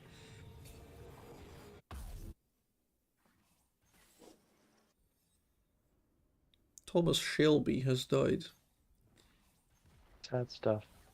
If you face E, Yes. you know what to do. Yep, go ghost and chase him now. Oh, Just watch out, don't walk in the queue. Ah, there we go. Nice. Time it. Beautiful. thank you. We're just going down the checklist. It's just very, very simple how to do this. Now he has no sums. You have push wave top anyway. The Baron is the next objective. You can get this turret. You can pressure here. This is perfect for you. Very, very smooth offbeat play. Time it. Time it. We could have gone for a bit of poke there. There's no reason to be afraid. Still got everything, and you guys got the prios. Watch out! Don't let him jump on you. He can use Kench. I've just set his DC. I don't fucking know. Yeah. You gotta make sure like you're not close enough. Tower goes down. Yeah, hit it. Okay. Yeah, he's dead. dead as fuck. Don't get baited by him. He's garbage. Yeah. I'm gonna go try to get this blue Kane's up though, and okay. Get the ult. Get the ult. Click the ult. Level it up. Yep. Looking. Big. Okay, go they mid, are go way mid, go too mid. deep. Okay. I was gonna say I kind of want to back and push bot, but because I don't think we can take that tower. Yeah, it's just the one of your teammates is dead now, and we kind of want to act stronger together so they don't hard engage your team. It's hard to control your teammates. Just cover them in case enemies go like for crazy engage. That makes sense. Sell ring. Get larger. Fuck the Zhonya's. We don't need Zhonya's. Get larger. You got Medjais, you got Gathering Storm, taking absolute focus. We want to get decap at 30 minutes. That makes sense. Bottom lane's pushing, but yeah, Kench can get that. I want to go mid. We do what works. Yeah, Rinse and repeat. Every dragon fight is ours. Every time Bard gets ult set up, we get a kill. It's so free. Just make sure not to get caught out and play long range even. Yeah, well, let's bring up Kane. He could be back here. Okay. Yeah, nice, thorough. Like, that Kane flank is like the only way you're gonna die anyway. Nice play. One dead for sure. Okay, possibly two. Yeah, yep, that's two. Okay, push mid, get tier 2, play Baron after. Make sure to type it and ping it, yeah. Tier 2. Yeah, push one wave, go Baron. Veigar TP'd mid. Yeah, it's perfect. Go Baron, go Baron. It's free. And it's gonna be perfect timer. Like, we're getting very good sequences. And it's gonna be perfect timer to contest the next dragon as well after like a reset and preparation. The game is just smooth in the macro way.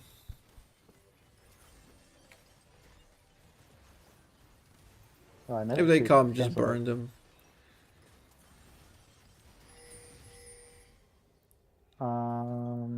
Maybe. Yeah, he has no flash. Go long range, go long range, go long range. You didn't have to walk up at all. Oh wow. Yeah. Yeah, we gotta get out. This is near inting. Nice. Yep. Just make sure you live. Ooh, that was near inting. That was close. Yeah, it's my bad. Okay. Dragon's up in 39, I think.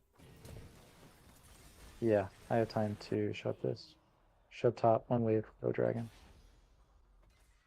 Especially with 3 down. Yeah.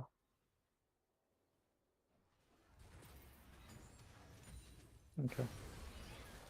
Oh wow. We're 400 off from being giga fed. Shove mid. Okay. What's that? Oh, there we go. Okay. Brilliant. Brilliant stuff. I'm already logged in on NA, so I can view the replay. Yeah, I enjoyed the game. That was better than I thought. Thanks. Dude, yeah, the early game was pretty messy. Veigar is definitely a matchup I should have punished more, and I could use my. Yeah, this is a free matchup. Like, the early game had like so many hiccups, but in true Vel'Koz player fashion, you play mid game so much more better and efficient, and that's like it almost always happens. I swear. When I coach Vel'Koz players, they all know how to play mid game, kinda, You played an exquisite mid game. You know how to position, where to stand, generally speaking. Minor fuck-ups here and there, but you mostly played your role in the mid to late game. And you were more efficient than Veigar, despite technically losing the lane. Thank you. Yeah, all that is nice to hear. Yeah, even the bad stuff. I'm very curious. Okay, so let's go over the laning phase. This is like the point where most Vel'Koz players struggle, because laning phase, let's be real, Vel'Koz has mostly losing matchups. You're mostly gonna get fucked in the mid lane. It's survival game, knowing how to maximize the efficiency and how to punish mistakes. And yeah, a lot of it comes down to like basically waiting for enemies' mistakes and punishing. Early you got an advantage because he has no flash, and this is a winning matchup. I would honestly just level 1, stand behind the wave and wait there. You hit one minion like once, so he dies first, so you don't lose one. Because if they're all getting equally low, you have to use a Q to get him. If you hit one, you can lower it just enough so you can do one order, right? That makes sense. And I would stand behind and just try to laser him. Like, so you get one free hit. And ideally he panics about you standing there. You don't instantly shoot. He's gonna start dancing, and even if he hits the Q on you, you're gonna hit the Q on him. He loses these 3 minions. That makes sense. That's the play we were going for essentially here in early game. That's what we want to do. Anyway, we don't do that, and early you play a little bit passive. You're kind of afraid, like when he's stacking. I like that you eventually adapt into moving to the side, which you're giving him a choice. Okay, Veigar early game wave management is terrible. And only a really, really good Veigar is going to know how to deal with it. So if you step outside the wave, his abilities are limited. He has that Q and W, and he has to choose. Does he try to hit you? W will never land, ever. Like, it should never land. Dry one, obviously. Stun should never really land. Q is the only one that can land. And if he shoots Q on you, he cannot control the waves. Then he gets smothered. So by standing to the right, you give him an option. You either Q the wave or me. And you also win the trades anyway. I mean, that's just the game. Like, you're going to walk around, you're going to be tricky, you're going to try to hit him. But ideally, you just don't want to stand in the wave and make things simple for him. You want him to be under fire the entire time. He's going to miss minions, he's going to miss passive stacks, and he's going to get fucked. Yep. So early game, you play a little bit passive, where you can punish definitely more. Like, every time after Q, you can punish him, right? But I like the adaptation you do here. This like side attempt. This side attempt is very, very good. Like, even if you get hit by Q, you can still make the plays. You can still walk up and fight him. This right here is exposing weakness.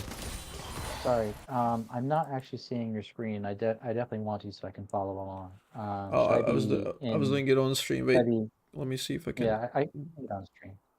Is it too much delay? I can try to share it here as well. I'll just mute it so that it's not double voice. Let's see. Yeah, okay. So here you actually make a very good play. See what you do? You walk to the right, and he just did the W here. No matter what trade happens, you're winning. The trade is just absolutely free. And you have a clear line of sight now in the queue. That's the whole game. He's hiding behind minions. This way you expose weakness. This angle. And here you can go for an auto attack, W, like it's all just winning if you want. But yeah. Pushed in more there. But yeah. I definitely like this. See, this is like the really cocky one. You get hit by Q, but who cares? Hard winning. It's a massive advantage you're getting. And ironically enough, despite getting a first blood, you lost the lane. Because Veigar ended up with more experience, more CS, and it's a losing matchup, so it's expected to fall behind. And this early game... He played well. Yeah, he definitely played well. But we had so many panic moments where we just didn't snowball. Here, the ward... Okay. You do a little bit of like a... This is a bit of a nonsensical thing that we're doing, right? We're coming into ward topside. Your Briar is going topside. We're assuming Kayn is bottom side. That's what we said. right? Yep. And you were So, right. Yep. and Okay. we know Veigar has no flash. So, if you want to gank this guy, Briar is gonna have to go like this from top side, which means you're gonna be hovering bottom side to bait him into left side, right? I think I'm seeing what you're saying. So, my jungler would have to go bot in order to really effectively gank this. Is that what you're saying? Not necessarily. It's when you try to bait a gank, when you try to create a gank opportunity. Like, you don't stand on the left side where Briar's gonna come from and then you threaten from there. Right? You create like a crossfire. You go from right, she goes from left. That means his positioning is so much more difficult. I need to be on the right. So going So- to ward over there. And you do play on the right after. It's just the issue that you warded top side, which is gonna be kind of safe because of her anyway. And we assume this guy's bottom side, but you turn your back on him. You're gonna be hovering bottom side here later on. In that case, we want to ward bottom side for multiple what you're reasons. saying. We want to see the enemy jungler. Enemy bot is the one that can roam here, and they have a little bit of pressure on your team. And you also want to kill this guy, so you want to hover him to top side. So this ward is like basically just to drop a ward. Like, okay, we have a timer, we want to drop it. But it doesn't give us any like really useful information. Yep, makes sense. So you start landing a lot of good combos here, which inevitably lead to a kill. But yeah, this is all good. Like, you're expending a lot of mana, but as long as you're landing, it's worth, because then you have kill potential. And fair enough. Here in about 1 kill, you're gonna be out in about 1 minute. You're gonna be out of mana, a little bit longer. So luckily we land these. Like, you're pretty good at getting these EWs, like, or the backward combos. Also, you just, I don't know why you max W. Yeah, Like, there's not enough thought process there. I really the core of it is I want to make sure that I have strong wave clear, and W is kind of my bread and butter there, and that's the extent of it. So I can improve there. Yeah, the thing is, like, you don't need it. It's such a clutch. It's a pointless clutch to rely on, because it just kills your early game. Okay. Like, So you pretty said much missed that- out on 2 kills just because of your maxing order. And it feels weird to say, but actually it's true. No, you're that's the maxing- info I'm 100% looking for. That's great. So it's just gonna be so much better, especially in matchups like this when you want to kill, when you want to go crazy. Like, you don't need W. Like, you can outshove this guy. What is Veigar's shove potential? WQ, that's it. You have 2 Ws, you have Q, AoE, and E. All AoE. You can shove the entire wave with half of your abilities. While he's gonna be struggling and suffocating. Makes sense. You'll see later with the Q potential. I've noted it down. So here you find a very, very good weakness. Again. Just pause for a second. So, Yep. Ideally, I would put 2 points in Q and then, 2 points in W and then go putting points in Q, or should I go 3 points in W and then start putting points into Q? Put 2 points in W and just max Q all the way. Got it. Okay. It's just that simple. Here Briar trolls, like, if this is a good Briar, like, well, she doesn't have flash, actually, she has ghost, but yeah, she can definitely, like, look to go from this side. Whatever. There's a cannon. When cannon is low, we always want to be up if you want to punish, right? Cannon falling low. You know he's gonna move up. You can move behind the wave here, which is exactly what you do. I love your movement here. Your movement here is so good. Like, you walk up, Q, and then instantly you move away from the side of this. You move into the center of the cage. Thanks. And that's a really good thing that you never do again. You just forget about it completely. Like, this is exactly the movement that you want to do. Like, this is how you break Veigar. He's always going to do the cage, and he's going to... Like, when Veigar sees a cage, he sees... Like, I'm telling you this because I play Veigar. When you drop a cage, you're looking at the middle area as, like, kind of like green, while the sides are red. Especially the side next to you. Like, he's hyper-focusing on the side, and you know his W is going to go close to the side. So if you move in the middle, you can only get hit by Q. And with that, he's just, no matter what, he loses the trade. So you do a very good play here. Flawless play, right? It's massive, and you just never do it again, which is unfortunate. I thought you were just gonna stomp him after this early. Here it's a bit of a shenanigan, like whatever. I like that you decisively recall, because not doing it would have been terrible. You don't want to be that far behind. Yeah, Lost Chapter is totally fine here. That's something that I definitely want to like pause to recognize for myself, because I can totally see myself a decent percentage of games saying, okay, so my jungler's right there, it's Briar, she's decently strong, maybe I just stay and we see if we can duke it out, which would be terrible, like you said. So that's something I can try to take to heart. Yeah, that definitely, like, there's just no kill in sight there. You're out of mana, your wave is fucked. There's no kill in sight at all. Like, if anything, can just get baited. So here, like, we kill him. We know he's behind.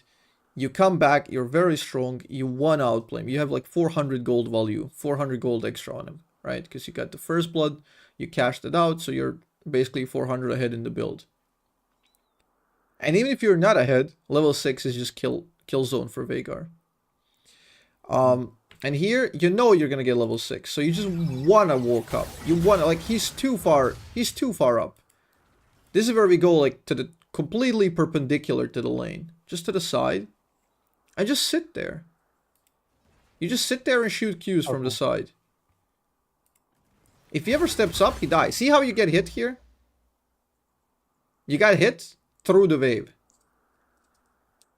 That should not be a possibility.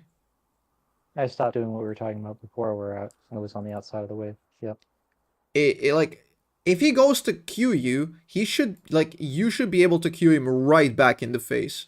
And you can do that from right side. From the wave, you can't. So you just got a free cheap shot.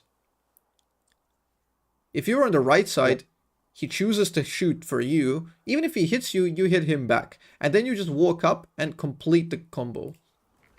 And you'll see here, I shout in your ear to go fight, because the cannon gives you level 6. I would never use that Q there on a low minion. Never in my life. Because you're just about to hit level 6. I want to have that ability, you know. So here, walk up, Q coming up. Okay, let's see this play. So, you go in, you level up, you go for the combo, you shoot the Q, you land the Q, okay? Your placement of the E is very bad. It was almost there to hit. Your placement of W is even worse because you landed it where you did. What if I told you if you just put 2 points in Q that E hits? Oh, for the additional slow. Yes. Yeah. And this is not the first time this happens. You're basically playing on hard difficulty. You have like weaker slow and then you're like, oh damn, I missed this one. Yeah, because it had to be like much more precise. If you level up Q earlier, that shit slows harder, your E hits. Here, I like that you commit to this. Because again, like look how close you are. Look how close you were. With that E, he would be dead. And either way, this is kind of winning. So here, you can pressure, but you have to drop a ward behind you, and you can try to fish for a kill. You can try to deny him CS and whatnot, you know. Like, you just have to be very, very decisive with the play. You go in for a cheeky pink, they uncover it. Enemies are roaming. Okay, here we shove and recall. Okay. Then we go 9 minutes. This play. Like, I just wish you were a bit more aggressive here. Because in mid-game, you felt very confident in your plays and you knew what you're doing. Like, throughout a lot of this early in laning, you just played a little bit too reactively. Like, if Veigar is in a lane this fucking deep. Look how he's disrespecting you. You can actually just pop a ghost and run out here. Here's the cage, and then you get hit by the W within the cage, and then the Q, and then you miss everything. Like, it seemed like every time you dropped the cage, you panicked. It's like, oh shit, what do I do? I'm losing. Yeah. That's When he fair. does a cage on you, it shouldn't be, oh, I got caught within a cage. It should be, oh, I've expected that. Like, you need to know that he's gonna drop the cage on you. That's basically the only thing he can do. And in fact, you pop Ghost, you chase him down, you make him drop the cage on you. If you're on the outside, you go around and chase him down and kill him. If you're in the inside, you dance inside while you land it. Like, every time he drops it, you just get so flustered. You instantly panic, you start like tossing abilities randomly and like walking like in circles. You know? Okay. Yeah. And here, notice again. Edge of the cage, W placement near the edge of the cage. If you move to the center here, you're fine. Yep. Makes sense. And then you could have even after gone for the Q and still like chunk him. So yeah, that was just very, very unfortunate cage bonanza. And here you take way too many Qs. You get very, very low. You don't pop Ghost in time. Like as soon as this happens. Okay, you're just walking after him, taking Qs, taking Qs. You know his cage is coming back up. At this point, like, you gotta watch out. Like, he turns on you. This is where you pop Ghost. Nimbus Ghost and you get out. Because he flashed and he walked back after the flash. You just dropped every ability. I so heavily misplayed this. Just so heavily. I mean, you can flash this. And you traded flashes. I would rather pop Ghost here and just avoid the cage and you're fine. Here you get hit by basically everything. And he can't kill you without all abilities. And this is criminal to die here. Absolutely criminal. Yeah. You went from in a head lane, from a good lane, where you have a chance to kill him, to not killing him, to dying. The only way it could have been worse is if you wasted the summoners. That's the only way it could have been worse. So that's unfortunate. Like, that's just a complete fumble. And it's just because here you're not proactive. You're kind of panicking. You're responding to him instead of having an idea. Okay, I'm going to walk up. I'm going to combo. If I land it, I kill it. If he does cage, I first look to secure myself. So I'm not one-shottable. Then I trade back. Or if I'm going to run around it. You know, you can do any number of plays there. He drops a cage, you flash in his face and Q him. And he's still losing at that point. Like, he's gonna flash and then you're gonna beat him. There's too many, like, good ideas here. And all those Qs you land are not very worth because, well, your Q is, like, rank 2 still. For some reason.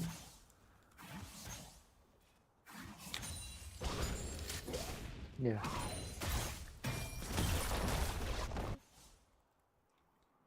We finally get Q to rank 3 and this is just really, really sad. Here we got fighting.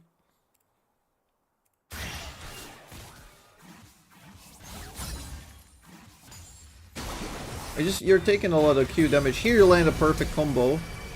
He flashes, and now you have choices. You have choices.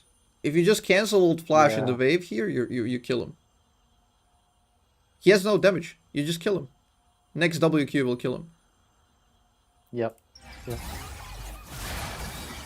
You just sit there and take the entire combo. And even this play, you would have beaten him if he wasn't ahead.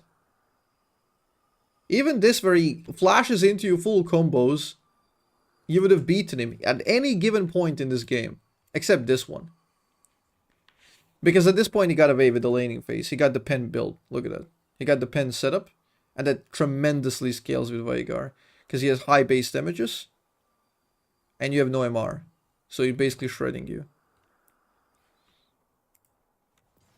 So that's very unfortunate. Really unfortunate. He had set a shield. You still nearly kill him.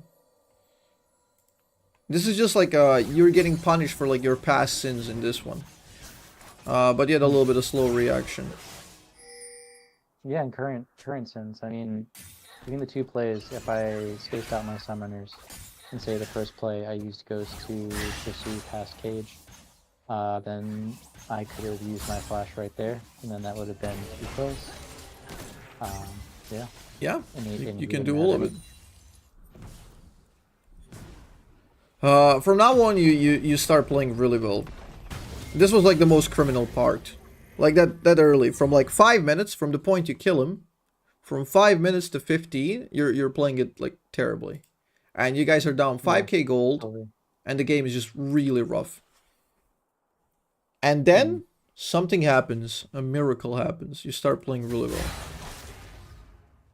Yeah, I mean, it's no excuse, and I don't mean it to be an excuse, but I was nervous. I was 100% nervous.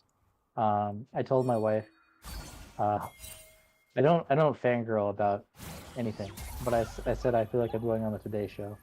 Like, Today Show. yeah. So I was like, I got the kill, and then it felt like the pressure was on, and so I got nervous. No excuse. I misplayed the fuck out of it. And then as soon as it started going really poorly, it was kind of like, okay, you know, slap yourself in the face and stop being a little bitch, kind of thing. Yeah, understandable.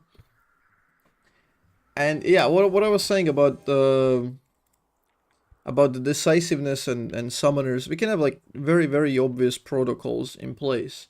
Like if you have lethal and he doesn't, consider using Ghost pretty much any time worth. It's gonna get you in a fighting spot. Right? If there's any sort of neutral lane and he's just ever so slightly overextending, you know you win the fight. You can Ghost at any given moment. Walk up, trade him. Trust me, because people don't expect that. They don't expect the Vel'Koz to start chasing them randomly. He's gonna panic his E in a shit placement. You can go around it or hit him behind it like later on, but then you walk into it. And you can just crush him. There's so many potential plays there that you can do. Here, you get chunked again, but you also have a very good rotation.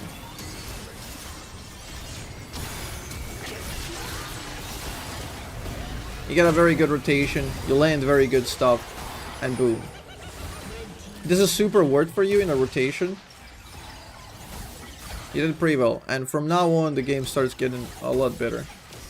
So there's a 17 minute, there's gonna be a 18-minute fight.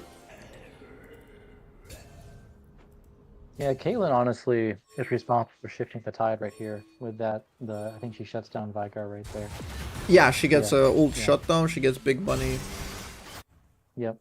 I feel like momentum kind of changed there with her play. I like the way you rotate in a lot of these, and here, like, you didn't hesitate, you instantly queued this guy because you're gonna chain in on the combo. Q, get him low. They TP, and our enemies are felt pressure because of that Vigar TP to continue the dragon, which is stupid. Like, if they continue, you just decimate them. They're the proper place to give up the dragon. Like, he tries to stun you. This is a very good movement, right?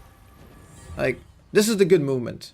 There are two options. If you're on the edge, and you're closer to out, go out. If you're closer to in, go in. And that's it. That's how you deal with this. Just make sure you don't walk into the cage. You can be on the inside, you can be on the outside. Doesn't matter. As long as you don't stun yourself. And this is perfect ult. Absolutely perfect. You get so much. Here, not necessarily the dragon. Shut down. Yeah, that fight felt good. Felt really good. Yeah, this is absolutely huge. Boom. Very good. We get a lot of damage. Got a cool comment there, I'm gonna take that to heart too. I can definitely see myself in several past games wanting to stay and hit that tower some more. But no, get the back off.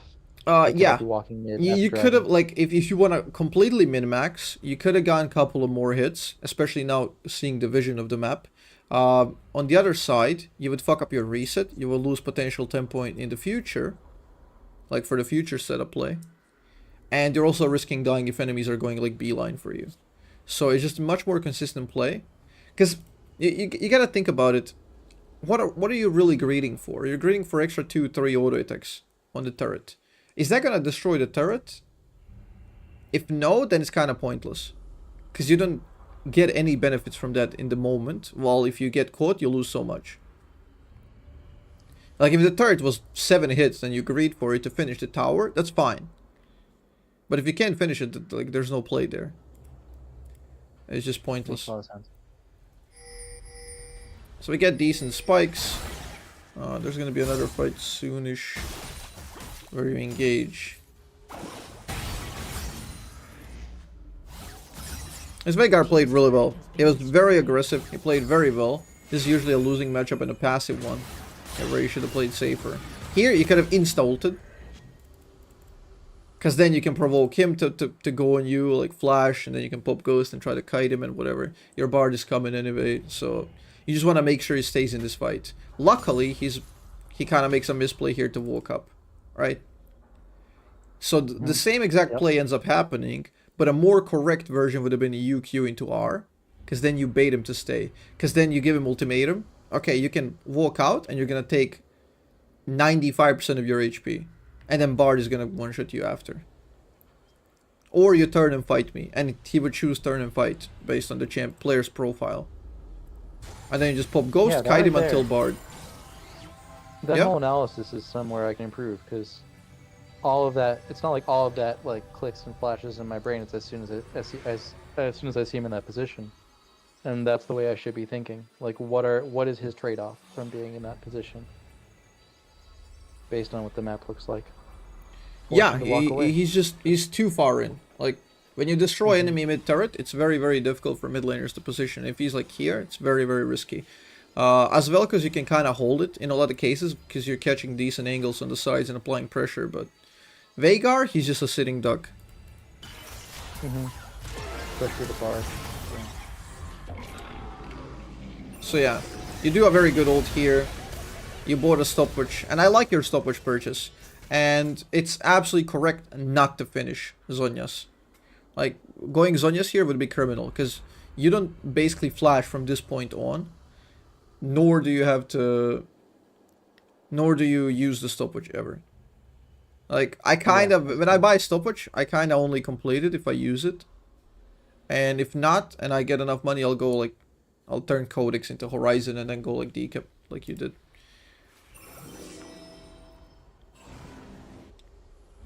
So yeah, this is very good. We go to 22 minutes. Yep. I'm enjoying the Magi's as well. I mean, Vel'Koz is such a cool character. I love this huge range with Q that you can just pick up 2 stacks, which is, like nothing, just by being close enough to the fight. Yeah. So it's precisely. One stack. And here, I loved your analysis. I didn't really do anything here in terms of talking. You basically clear this, you have to recall, we set up the 2.1k, we skip the Zhonya's, so we get good efficiency. And you say I'm gonna walk to mid, because we have no vision. And even though this guy is waiting to pick you because you're low, he's trying to cheese you, right? That goes in our favor, because he's wasting time, and you're actually making a play. You're like, okay, I'm gonna go mid. My team is kind of on the 50 percentile mark. They look like enemies are trying to fight them. Because enemies postured on the side, like they're trying to encroach on them. So, you come in here, and you even pop Ghost. Yeah, as soon here. as I saw that engages, I gotta get there. And this is the decisiveness that you lacked in this early game laning phase. You could have done this to Veigar numerous times. Yeah. And you can try that, and that's the point of Ghost. So you turn around here, you make a decent attempt, you land this. Okay, now here's a bit of a combo in Vel'Koz. If you do this, you're coming in fresh, okay? You haven't used any abilities, right? So you're gonna have 5 abilities available to you. That's the benefit of Vel'Koz, not 4. So what you do is you land E, W is kind of off so you won't get stacks. Okay, and now you have W and ult. The play here is to use W then ult, right? You have both available at the time of ulting. You don't lose any time casting W, because W has no cast time. If you try this in a practice tool and do ult and W ult, it goes at the same exact time, basically, because W has no cast time. Q and E are gonna slow you, but W will not. So you can get 1 extra stack on the enemy. So prefix your ult with a W here. W ult, mask the also cast time basically. And then he gets an extra stack. Which means, okay, not only do you do extra damage of that W, it means you push him over the threshold to true damage a bit earlier, which means more portion of your damage converts to true damage. Because the sooner you proc the true damage, the more of your ult will be true damage. So if you look at the numbers, you basically gain damage by not gaining damage. You will do the same exact number, but instead of doing like, let's say 300 true damage and 300 magic damage, you're going to do 450 true damage and 150 magic damage. Because so I get that passive off quicker. Yeah, earlier. the number is the same, but it's not post mitigation because he's going to block. He's only going to block on the 150. Right? Like you get bigger percentage of your ult into true damage. So you would have done significantly more damage to that guy with that W. Interesting. Yeah, and I mean Bard gets the Senna, but maybe we could have gotten this in a quicker. It's nice that the cane flashed. Yeah, it's super good. And this sequence here is just perfect. Like the fact that we recognize this, we spam ping it, we go Baron. This guy's down, one guy's dead, jungle is low. Like two guys dead top also, like it's fucked. So jungle is low and they can't do anything. After you get the Baron, their comp suffers from a severe lack of wave clear, which means your Baron is very potent. Vigar might have been going fast. Oh yeah. And this is just free. We instantly recall, we turn the dragon. Here you make a misplay. But again, I like the reasoning and talking about it. And this is the correct play if you guys had extra like 25 seconds. Okay. If you have extra 25 seconds until dragon, this is the correct play. Go bot, shop. The fact that we are so tight on time and dragon is spawning, what do you do as an enemy here? As an enemy team? You have two options, okay? You have two options. Rush the dragon while you have slight tempo advantage. Or you hard engage enemies if they're split and try to break their Baron. Any other play is losing. Anything else. If they group as 5 and wait for you guys, they lose the fight, they lose everything. If they don't contest the dragon, they sit under turret, they lose the dragon, you come siege, destroy them. There's not a single sequence that benefits enemies except like engaging here and catching you one by one. Or rushing the dragon, which is probably not possible, especially if you rush it. Like you have to like beeline the dragon. So we're basically preventing both of their good plays by just moving here instantly. All of a sudden they can't catch your team, and all of a sudden they can't rush this. That's right. So it's just the perfect play. Yeah, predicting opponent strategy. Like right there, they want to either pick us or split us. Yeah, you always got to be thinking about what enemies want to do, what is their win con. And I'm kind of glad you don't follow that, because it gives us a beautiful Bard combo. So your guy gets caught stupidly. He ulted. He ulted, yeah. And the Bard clutched this shit. You land a very good Q, you get vision, Briar goes in, and this is where Bard becomes a hero. 3-man combo. This is just fight over. It was a beaut. Even if they flash, like they still get fucked. They're all in like the E circle too. Yeah. Caitlyn should have walked down here instead of right. That's what kills her. That's not yours to save, entirely her fault. And then you played well here. Yeah, you played well here. I then said can't do it, we do dragon, or we do farm. And at this point the game is kind of trivial, you're just playing... Wait, what is this kill? Oh, Veigar, we chase him down. Yeah, this is good. This is good. This is like the checklist. This is the protocol checklist, okay? Is he out of position? Yes. We pop the ghost, we try to chase him down. We walk up and we wait around for his abilities. Like you can basically juke everything. You can juke everything with his movement speed. That makes sense. Here you kind of stun yourself, unfortunately. Yeah, but yeah. Yeah. This chase is just incredible, and like he falls up, and because he dies here and they have no pressures going on anywhere, it's not like you guys invested a lot to get this, which means you get to shove this and you get to get this. It's just instant kill into conversion into objective.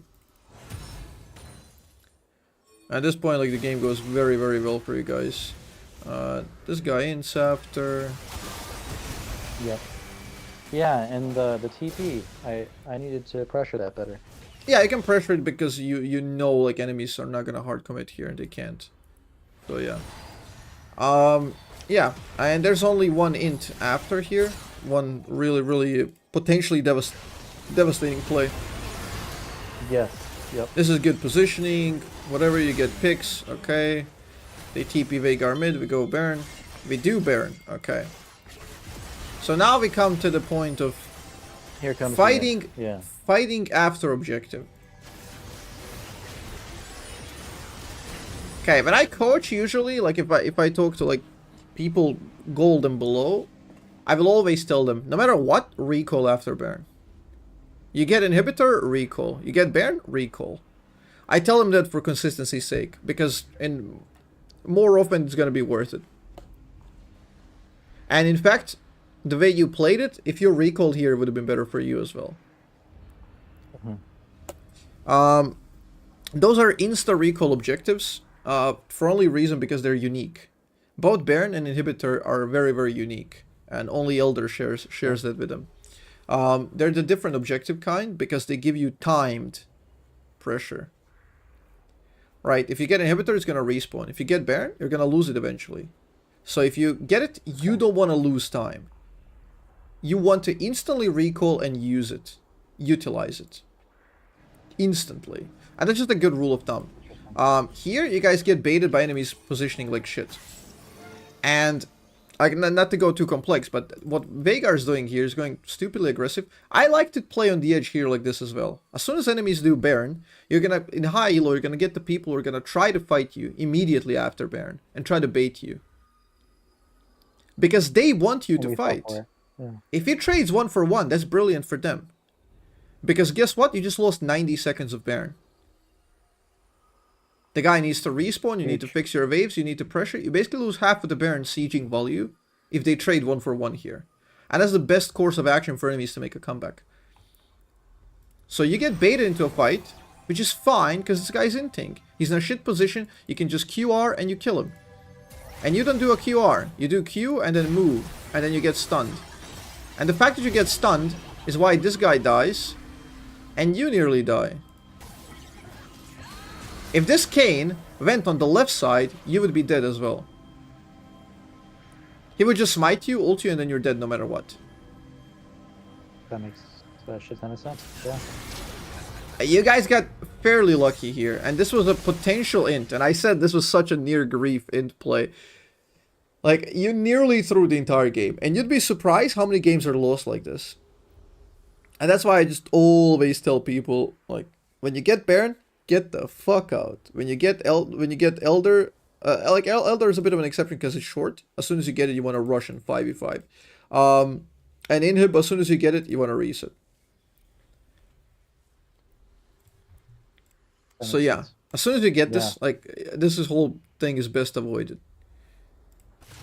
Yeah, and so the QR, 100%. That was a QR combo invite. Yeah. And yeah, I never thought this guy's running it. Inhibitor and Baron objectives like that. They're on a strict timer, and you have to take advantage of every second. So utilize. Yeah, exactly. Like, if enemies didn't surrender here and they didn't run it down, like, you would see how much, like, I can't show you in this game, but, like, I would speed up and show you at which point you actually get to utilize the Baron and siege efficiently.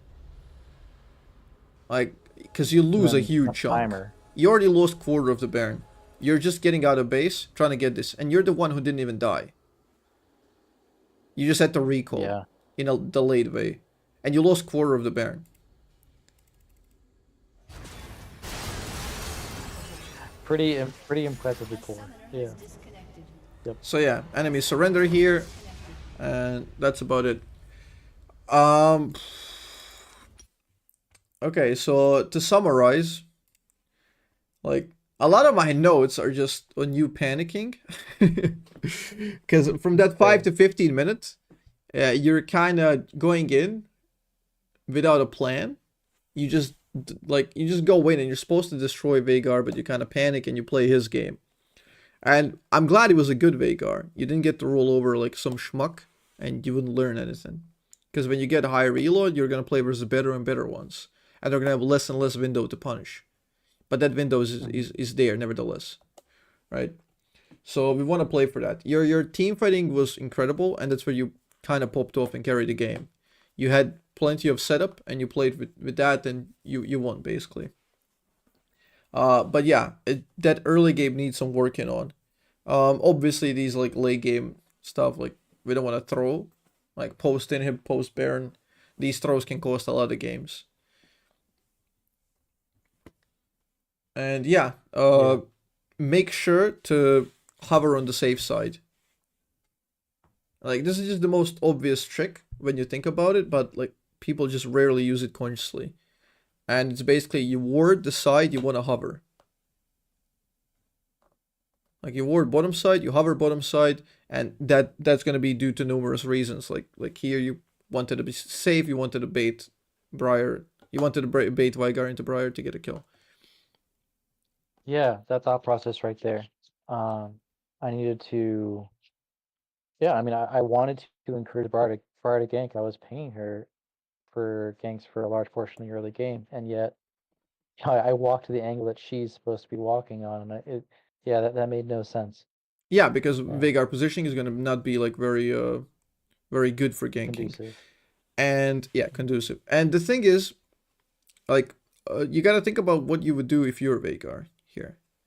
Like, if you're sitting there and enemy Vel'Koz is hovering the bottom side, he's hovering the bottom side there, and like you're safe. You ward one side and you're hovering the other one, and you're kind of chill.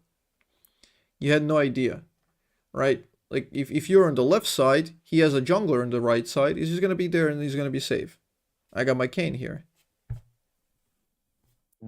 But in a way, if you just pressured him and you're hovering right and pressuring him, Briar is like he's completely dark on the top side. He's scuffed. He can't do anything. His positioning is very limited then, because he cannot go too deep because, well, he's cut off from the side of the jungler, and his jungler is not ganking, and he can't even gank. If he ganks, you just counter him in because you have vision. Yeah. That So makes a lot of sense. yeah, like there's like a lot of these plays. Like the first thing to learn is like how to always stay safe and know what enemies are doing, when, whatever. And then when you get better and you can reverse engineer these situations. You can reverse engineer and play just enough aggressive to bait Kayn into a play. Your Briar is there to counter you. You completely destroy their game. If he ever ganks you there, you guys are stronger because you're winning the matchup. Briar is stronger than Kayn early. You win 2v2. Like, you reverse engineer by baiting that, and then you break the entire game. And they don't get to play just because of one play. But yeah, that comes later. First, we need to know, like, where to stand in general, when we can fight, when we can play safe. This was an easy matchup where we didn't have like struggling points. You can always be useful. But yeah, I like the way you played. The mid game was very consistent. And that's my favorite part of this, because, well, your mid game is generally going to be the same depending on what you're playing against. You're not here because you just abuse like bad matchups. You're here because you play mid game better. Because you don't really get that many matchups to abuse anyway. So the fact that is the best thing we can work on is very good. So keep up with a good mid game and just focus on early how to get more advantages out of it. I think that's the best play. That makes sense. And my back timing, and playing safer, and yeah, there's a lot to think about, and I really appreciate all the advice. Yeah, and just be super decisive. If you come up with a play, okay, my play is I'm gonna try to kill Veigar. Do it. Like, do everything in your power to try to kill him. Yeah, not half-ass it and end up. Yeah, getting if you hit by half-ass everything it, like and dying. if you did this game like solo and you played it like on your own, you would not come out with an understanding what was the right call, because you didn't do any of the calls. Like, based on how the game went, you were falling behind, you were getting poked out. You would come out with a feeling, maybe I shouldn't fight Veigar. because I'm losing trades. Maybe I shouldn't be trying to fight him. You know, maybe I should play longer range and stay safe. Because you half-assed it. You gained no valuable insight out of it. If you commit for something, you will get very, very useful information. Committing and being decisive in your abilities is very good, because then you get very good knowledge out of it. If something worked, boom, okay, that works. We can reproduce that in the future. If it fails, then you know it failed. But if you half-ass something, if it fails or succeeds, it doesn't matter. It literally doesn't matter. It's just luck of the draw, and we have no idea what's good. Yeah, I can work on that, making sure I'm always consciously trying a gambit and not Exactly. just Exactly. yeah. Because then you win. Like, even if you lose, you win because you learn something new. Whereas now you're just in a foggy area and you have no idea what's happening, and you just see the outcome. So yeah, That makes a lot of sense. I think that's about it. I got nothing else. If you have any questions. Yeah, I mean, I think this is plenty for me to focus on. I mean, like I said, when we began, there's just so much to learn that trying to bite off too much would be counterproductive. So if I could, again, get like 60 to 65, 70% better, yeah, in just bits. So this is plenty for me to think about and try to work with, and it's just very much appreciated. And again, I feel like I'm on the Today Show, so it's just very cool to like be here and talk to you and learn. So very appreciative. Yeah, it's been really cool for me as well. And yeah, this should be this will be on my YouTube channel unlisted at some point. So I'm gonna, as soon as it's up, I'm gonna link it to you. So if you want to rewatch certain parts of it. So yeah. I definitely will. Yeah, definitely absorb as much as I can. So yeah, Dylan, it's been great talking to you. Thank you for being here, and yeah, nice. Been really great, Adrian. Yeah, have a good night. I appreciate you staying up late for this, so thank you. Don't worry. Good night, man. Bye. Anyway, chat, there you go. Hope you guys learned something new. That was a bit of an educational thing. Oh boy, why is Reptile rating me now? That educational bastard.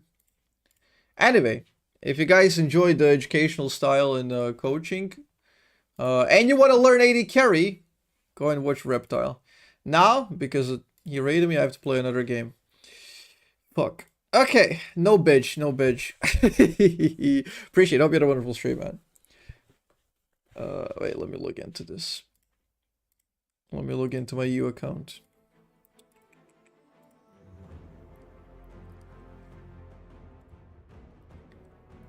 Had a pretty long run, but yeah.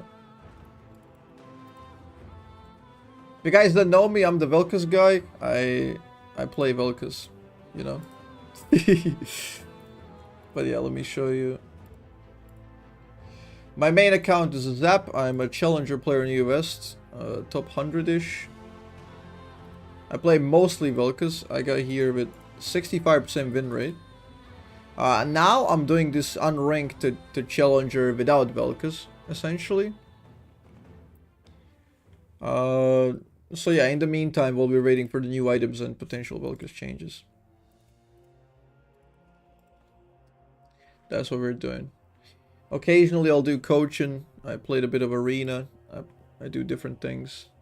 But yeah, mostly mage style, play style.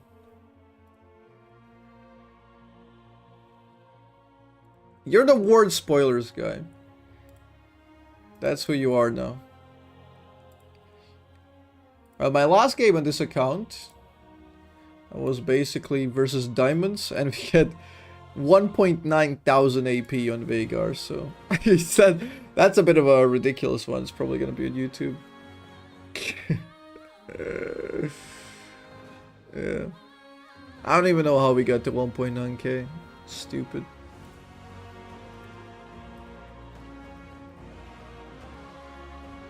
If there's a champ you guys would like me to play, here's what you do. You put in like 25 American dollars like in your palm. You come up to me and be like, yo, what's up? You know, and just like slide it in casually. And hit me the champ. And I played. Man, I'm so fucking hungry. I'm really hungry.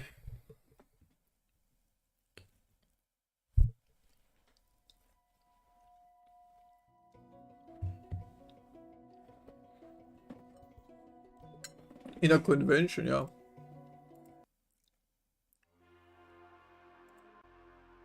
Okay, we need a good soundtrack. Also, T1's gonna win Worlds, by the way.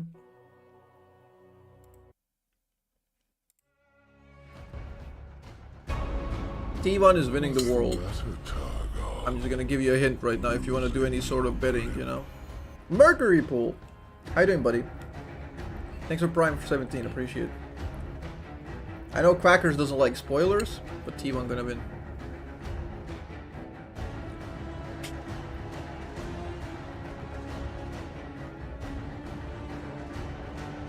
I'm not trying to jinx it.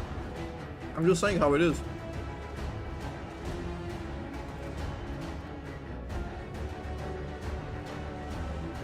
Fucking Twitter analysts were like, LPL is too good. LPL is too good. LCK is washed up. Shut up.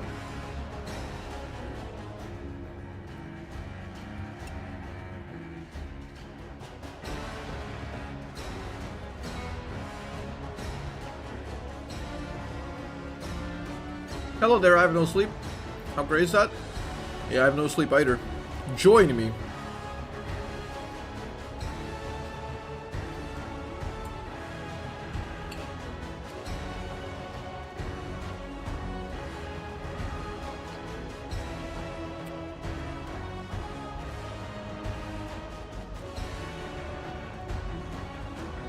Oh man, this is so good. This is so good. Chicken with pasta and cheese.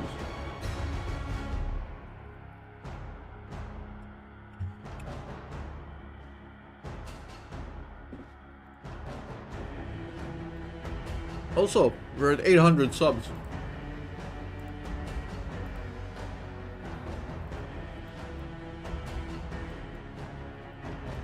When we get 1K, I'm gonna show you my new Vel'Koz cosplay. I got a genius idea.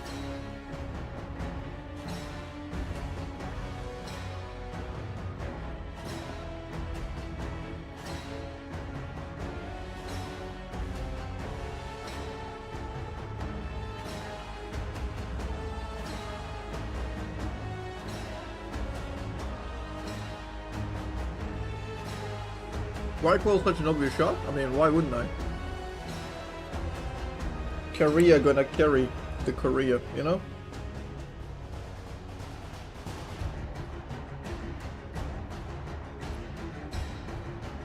Korea gonna carry the Korea.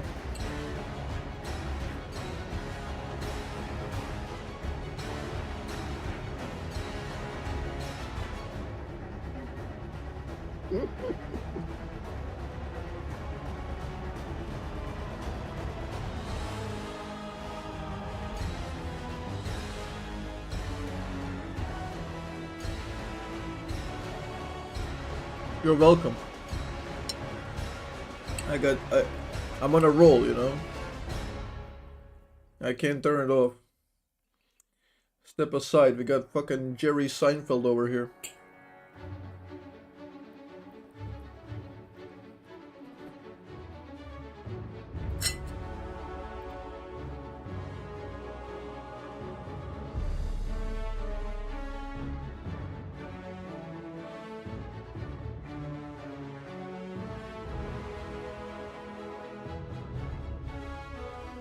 Jerry Seinfeld, funny hack. How dare you? I mean, his stand-ups, I have no idea. Never had the interest. But the Seinfeld show, it's godly.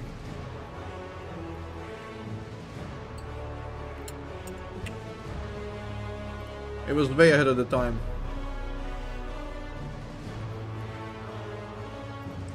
Could be a huge part from Larry David though. I have no idea.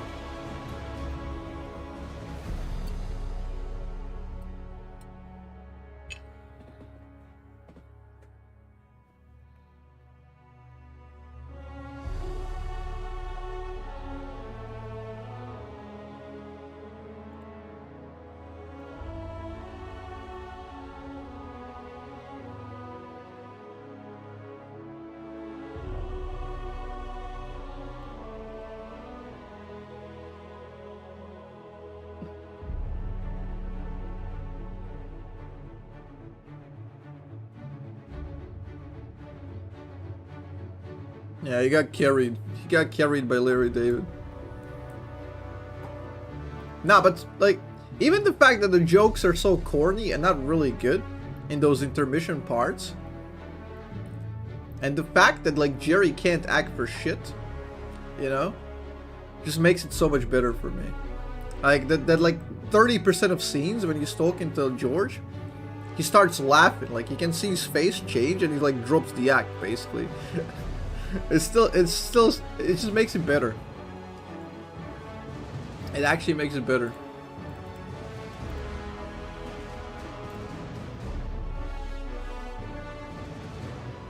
Okay guys, we don't really have that many champs here.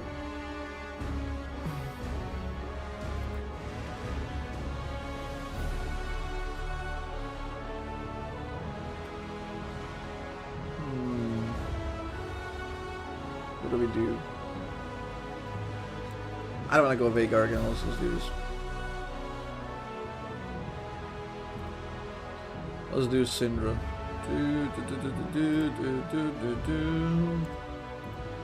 That works.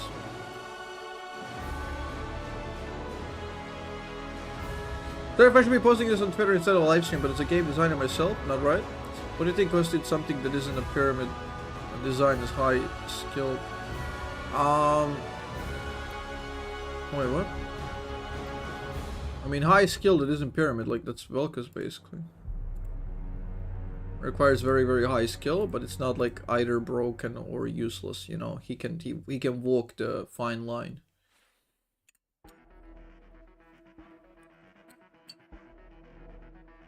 Whereas people talked about it, like stuff like Akali, stuff like Zoe, stuff like Sante. The comments are pretty good about it. They fall into the category of characters where they go crazy.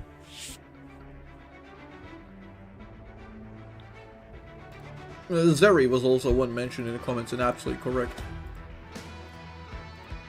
Because the way Zeri is designed with the movement speed and stuff, she either becomes untouchable and one-shots everything and goes hard crazy, or she's just useless, can't reach anyone and doesn't have enough damage to burst.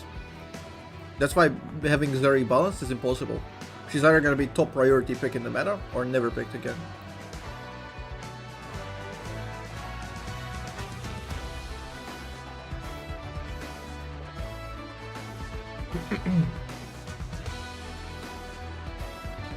Oh, we got Joshua.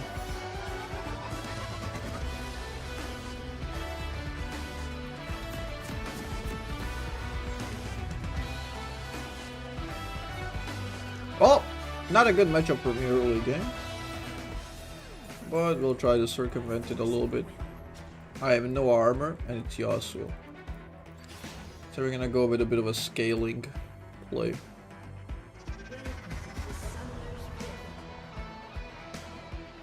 Enemy bot lane is also duoing and smurfing. I mean, Ezreal Bard is very safe. I hope they don't get ran down.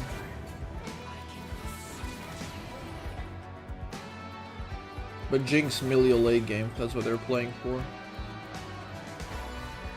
We'll see.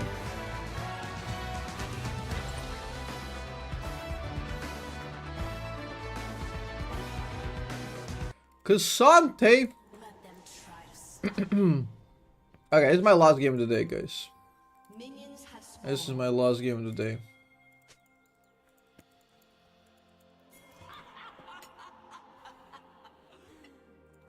It's been a long day.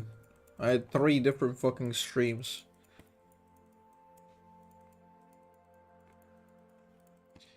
Because it just keeps breaking and breaking. Stupid ass connection.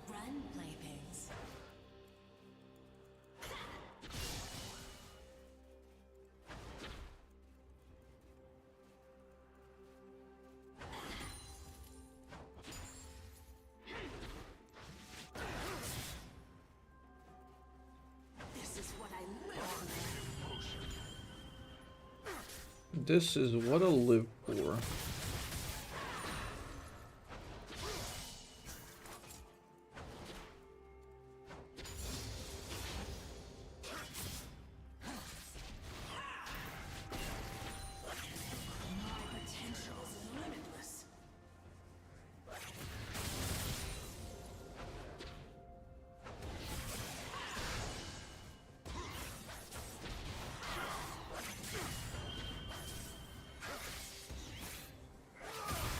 was tanking only 17 minions, you know?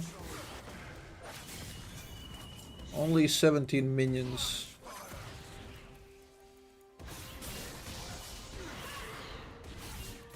He's being extremely crazy with these plays. Very, very risky. To be fair, we have Shyvana. It's not like she can do shit. I mean, she could, but no one expects her to do anything, really.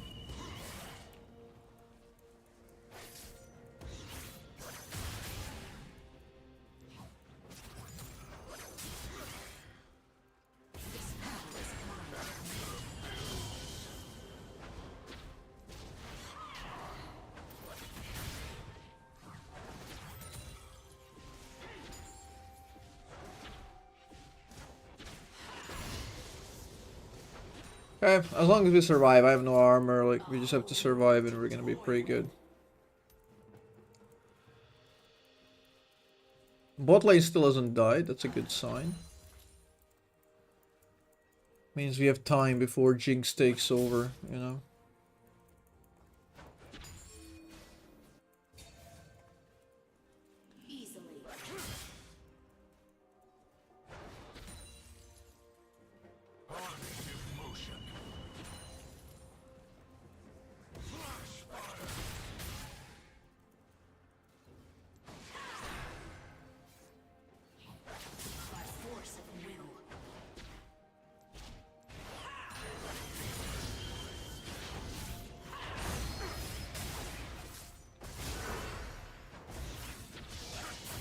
Unfortunate that I can't really bounce this. Yeah, we have zero threat. Absolutely zero threat. I have no armor, so he hurts like a bitch. I have to abandon this wave and I can't shove in this danger wave. I would love to shove that in so I get to like chill, but whatever. Now we're gonna lose a bit, but what can you do? That's the price you pay for not having a jungler early.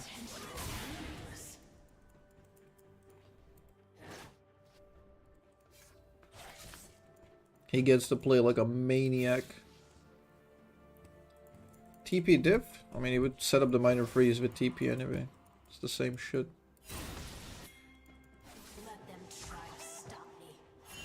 I would lose like 2 minions less with a TP.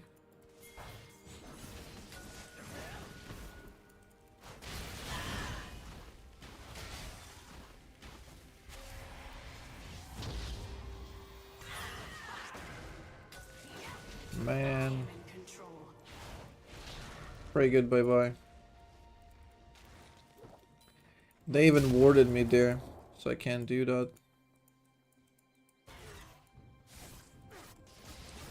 Really? Bro, you're losing your own lane as well. What am I watching over here? Like, seriously, what the fuck am I watching?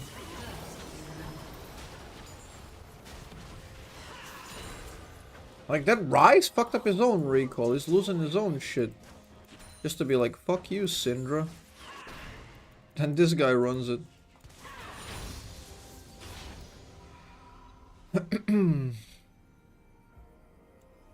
Weird. Weird, but we're getting away with it early. Alright. Jinx still no kills. Happy about that. Like, and that's the only way like the Shyvana would have punished Yasuo, when he literally just walked into her jungle right next to her. Like he's basically like just holding spacebar and farming jungle.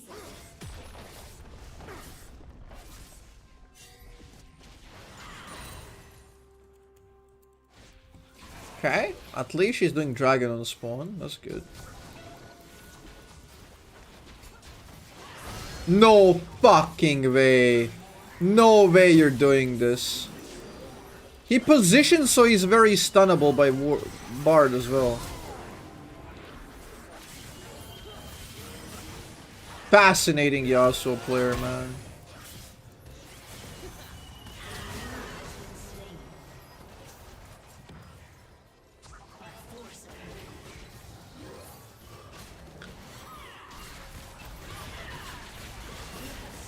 What is happening?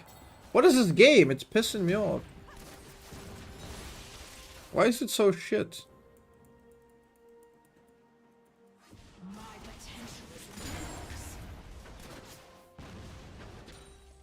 Why is this so shit? Like, these are diamond low master players.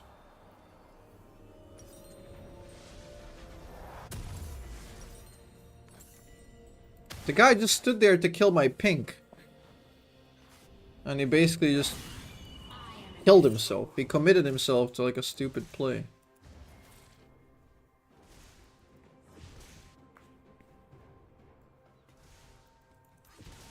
Well, we take these. We take these. We're getting free early game. Okay, just walked up. Okay, yeah, he's just that good. Double kill. I mean,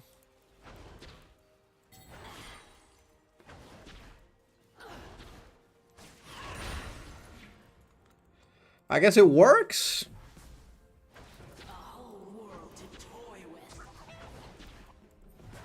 She'll have level 6. I die if she's here, so we just use this raptor as a marker.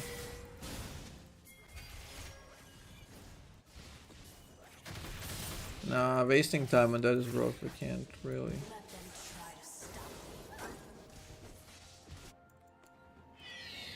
He can TP out and I don't want to waste time.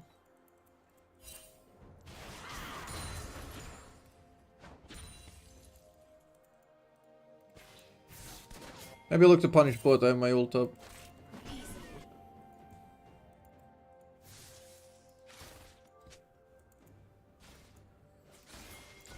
Okay, Bard, you have to hardcore engage here.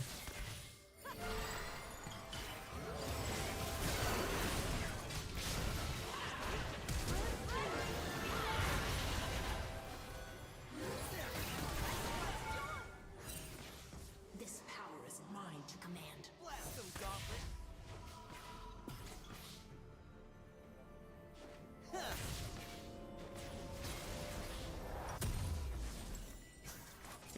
Unlucky. He said unlucky. Yep. Enemy killing spree by force of will. Killing spree. Oh no. I guess that too is unlucky.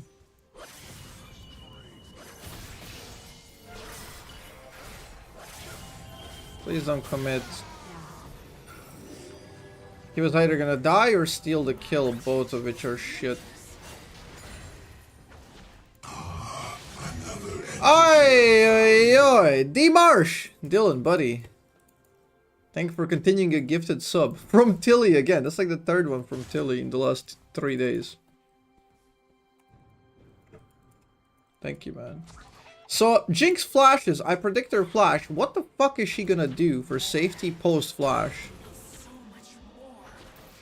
Like, what can she do? Why did he feel need to ult that? What does Bard ult achieve there? I have absolutely no fucking idea. An ally has been slain.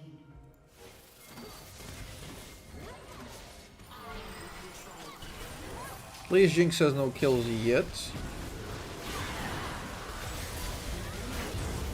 I don't get assist, unfortunate. I look to execute that.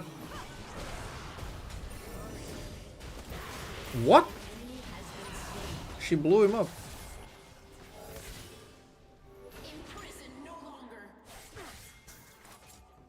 His cat got on a keyboard when he pressed R, yeah. Unlucky. I respect, you can land it.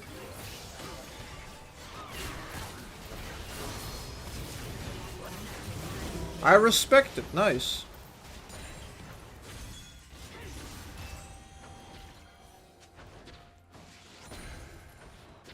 Okay, I'm pretty fed here.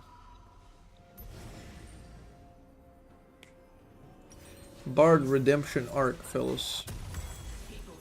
I got 10 Dark Seal stacks. That Dark Seal is over 1000 gold in value. Very nice. Orgo's getting some turret plates. Rise of Grief is early. If we get the second dragon, we're scaling. We could have all 3 by 22 minutes.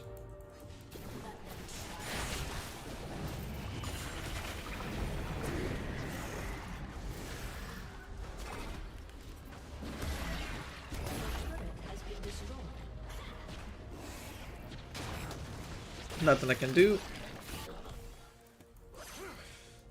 I have to watch how Vi can jump here and kill me. Just have to have patience and faith my team is gonna do well. Okay, Vi is bot now. I'm gonna start moving, but I doubt I can get it. And Bard left also.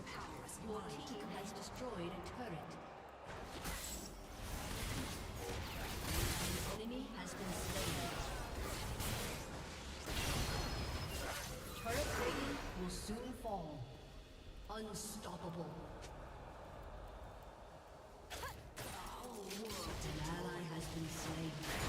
Okay, bullshit hitbox. I call bullshit hitbox on the chompers, guys.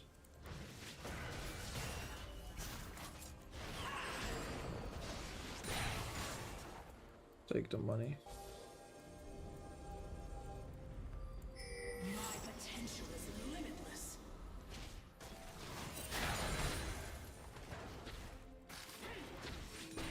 I'm pretty fed right now.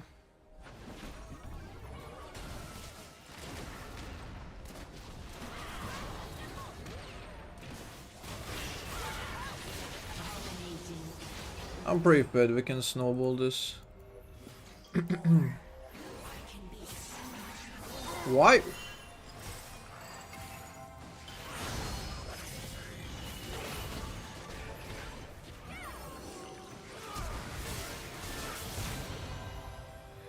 I can maybe live if he gives me this shield.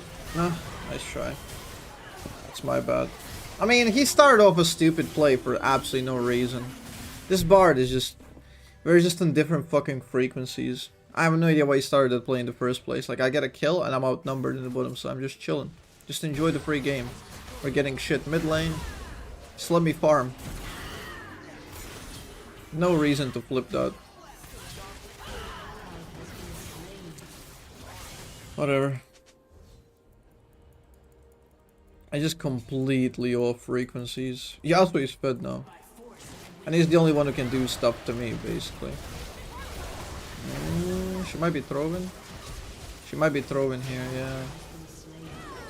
That's a kill on Jinx. Given that they're the dual, like, smurfs. We're not too happy with that one.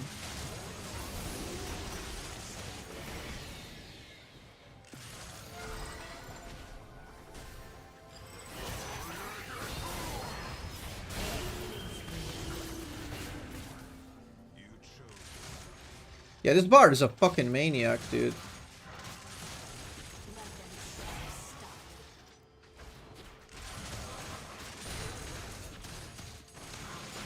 He's an actual maniac. Like, the worst part, he's like 2-2 and 8. Like, he's involved in so much shit. And if he was playing slightly better, the game would be over by now.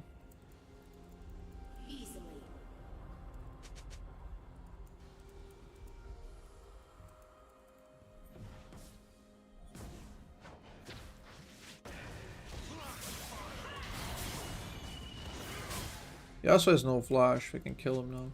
This power is mine to command. Bard! Please, look for it.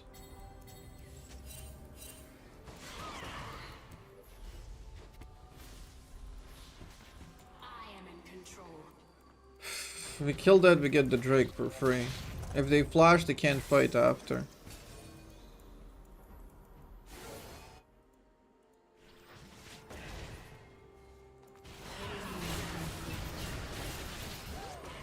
Pretty good damage. Oh.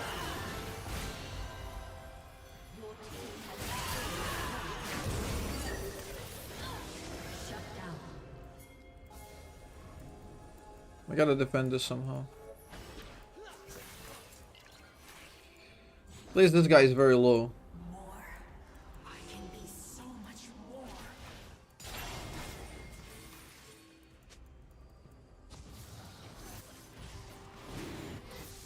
Yeah, I chose a better route, and Shyvana doesn't get it. I didn't want to match Yasuo, where we can engage mid lane hardcore with Bard and just free winning. Whereas if I match this guy, I'm in a losing matchup. We can just avoid it and get a free fight on the other side.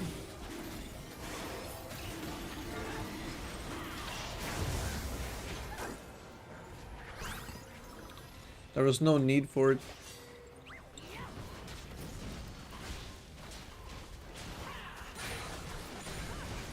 My potential is limitless.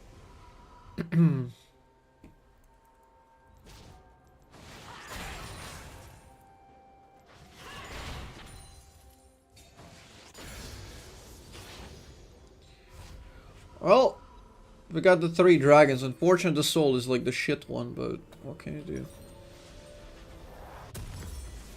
Nearly got Shadow Flame. I'm gonna be doing true damage to everyone.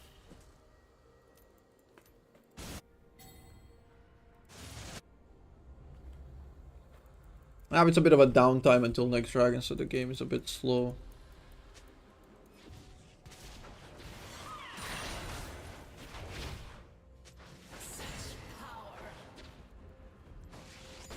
Baron is risky unless we get a bunch of picks before. If your life is dependent, if you win a league game, live not. What team would you like to represent you? Must include yourself. What lane would their own play? Oh, I don't fucking know, man. Seems like a thing where you would want to invest a lot of time thinking.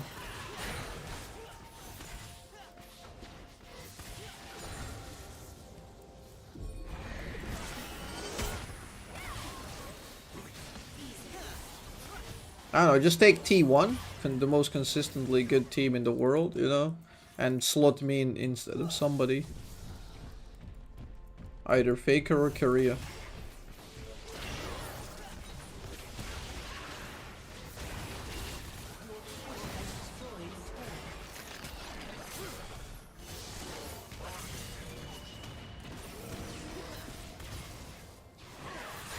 Then again, I could choose my entire Twitch chat and then get a little bit of sweet wrist finally.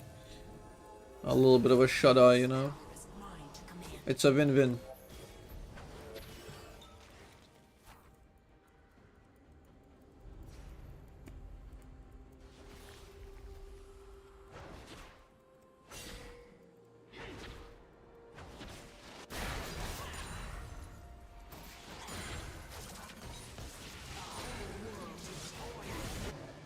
Yeah, we just shredded. Enemies are just giving everything.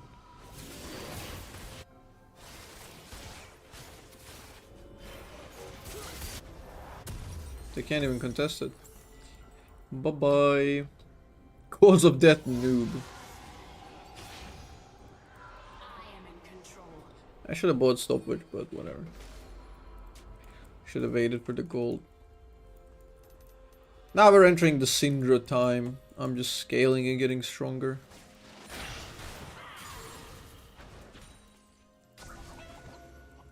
By force of will.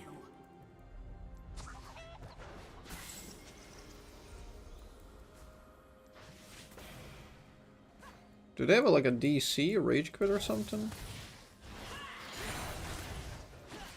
I feel like they're not playing.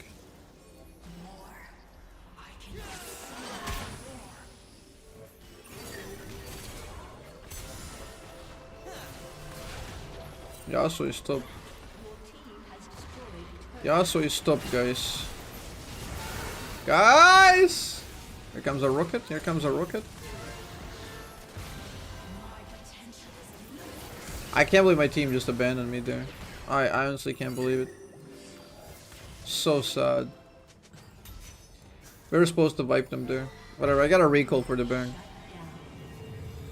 Or the dragon. Let's get that. That was so sad. We should have wiped them there completely. The only way they can win a fight is with Yasuo. If he stops, it's just over. They have a bunch of useless characters.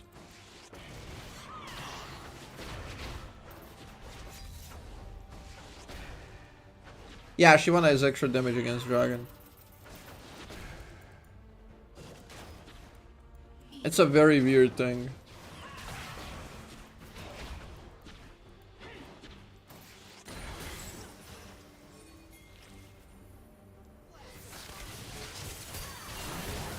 I needed my bull, I had to pick it up.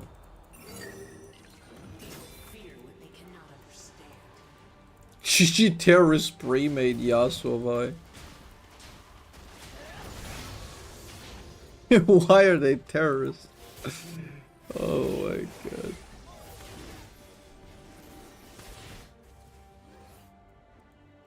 This power is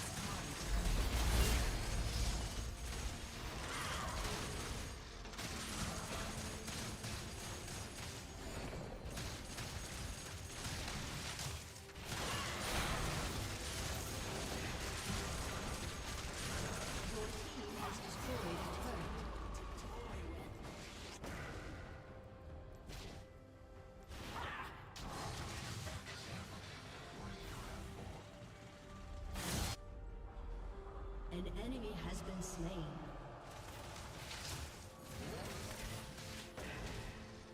I am in control.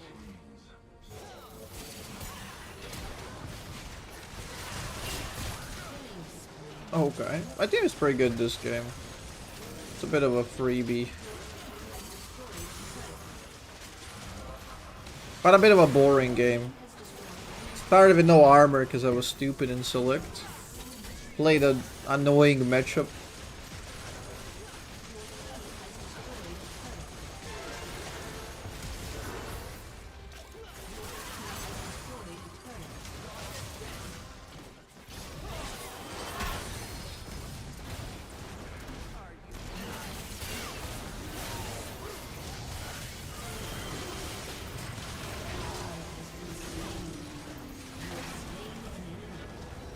Oh, okay. GG, bye-bye.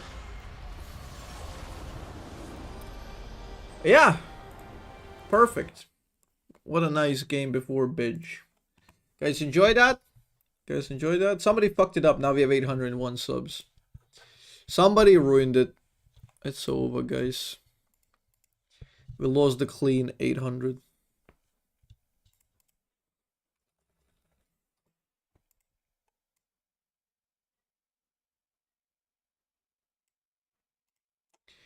Well, good game, honestly. Good game. Let's see if we can raid somebody. Good game, honestly. Shut the fuck up. This one? Gun Goddess Misfortune. The Jammer.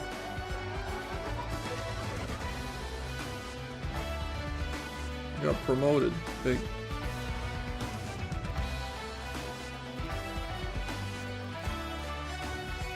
Okay, guys, I'm gonna raid Sloppy Walrus X.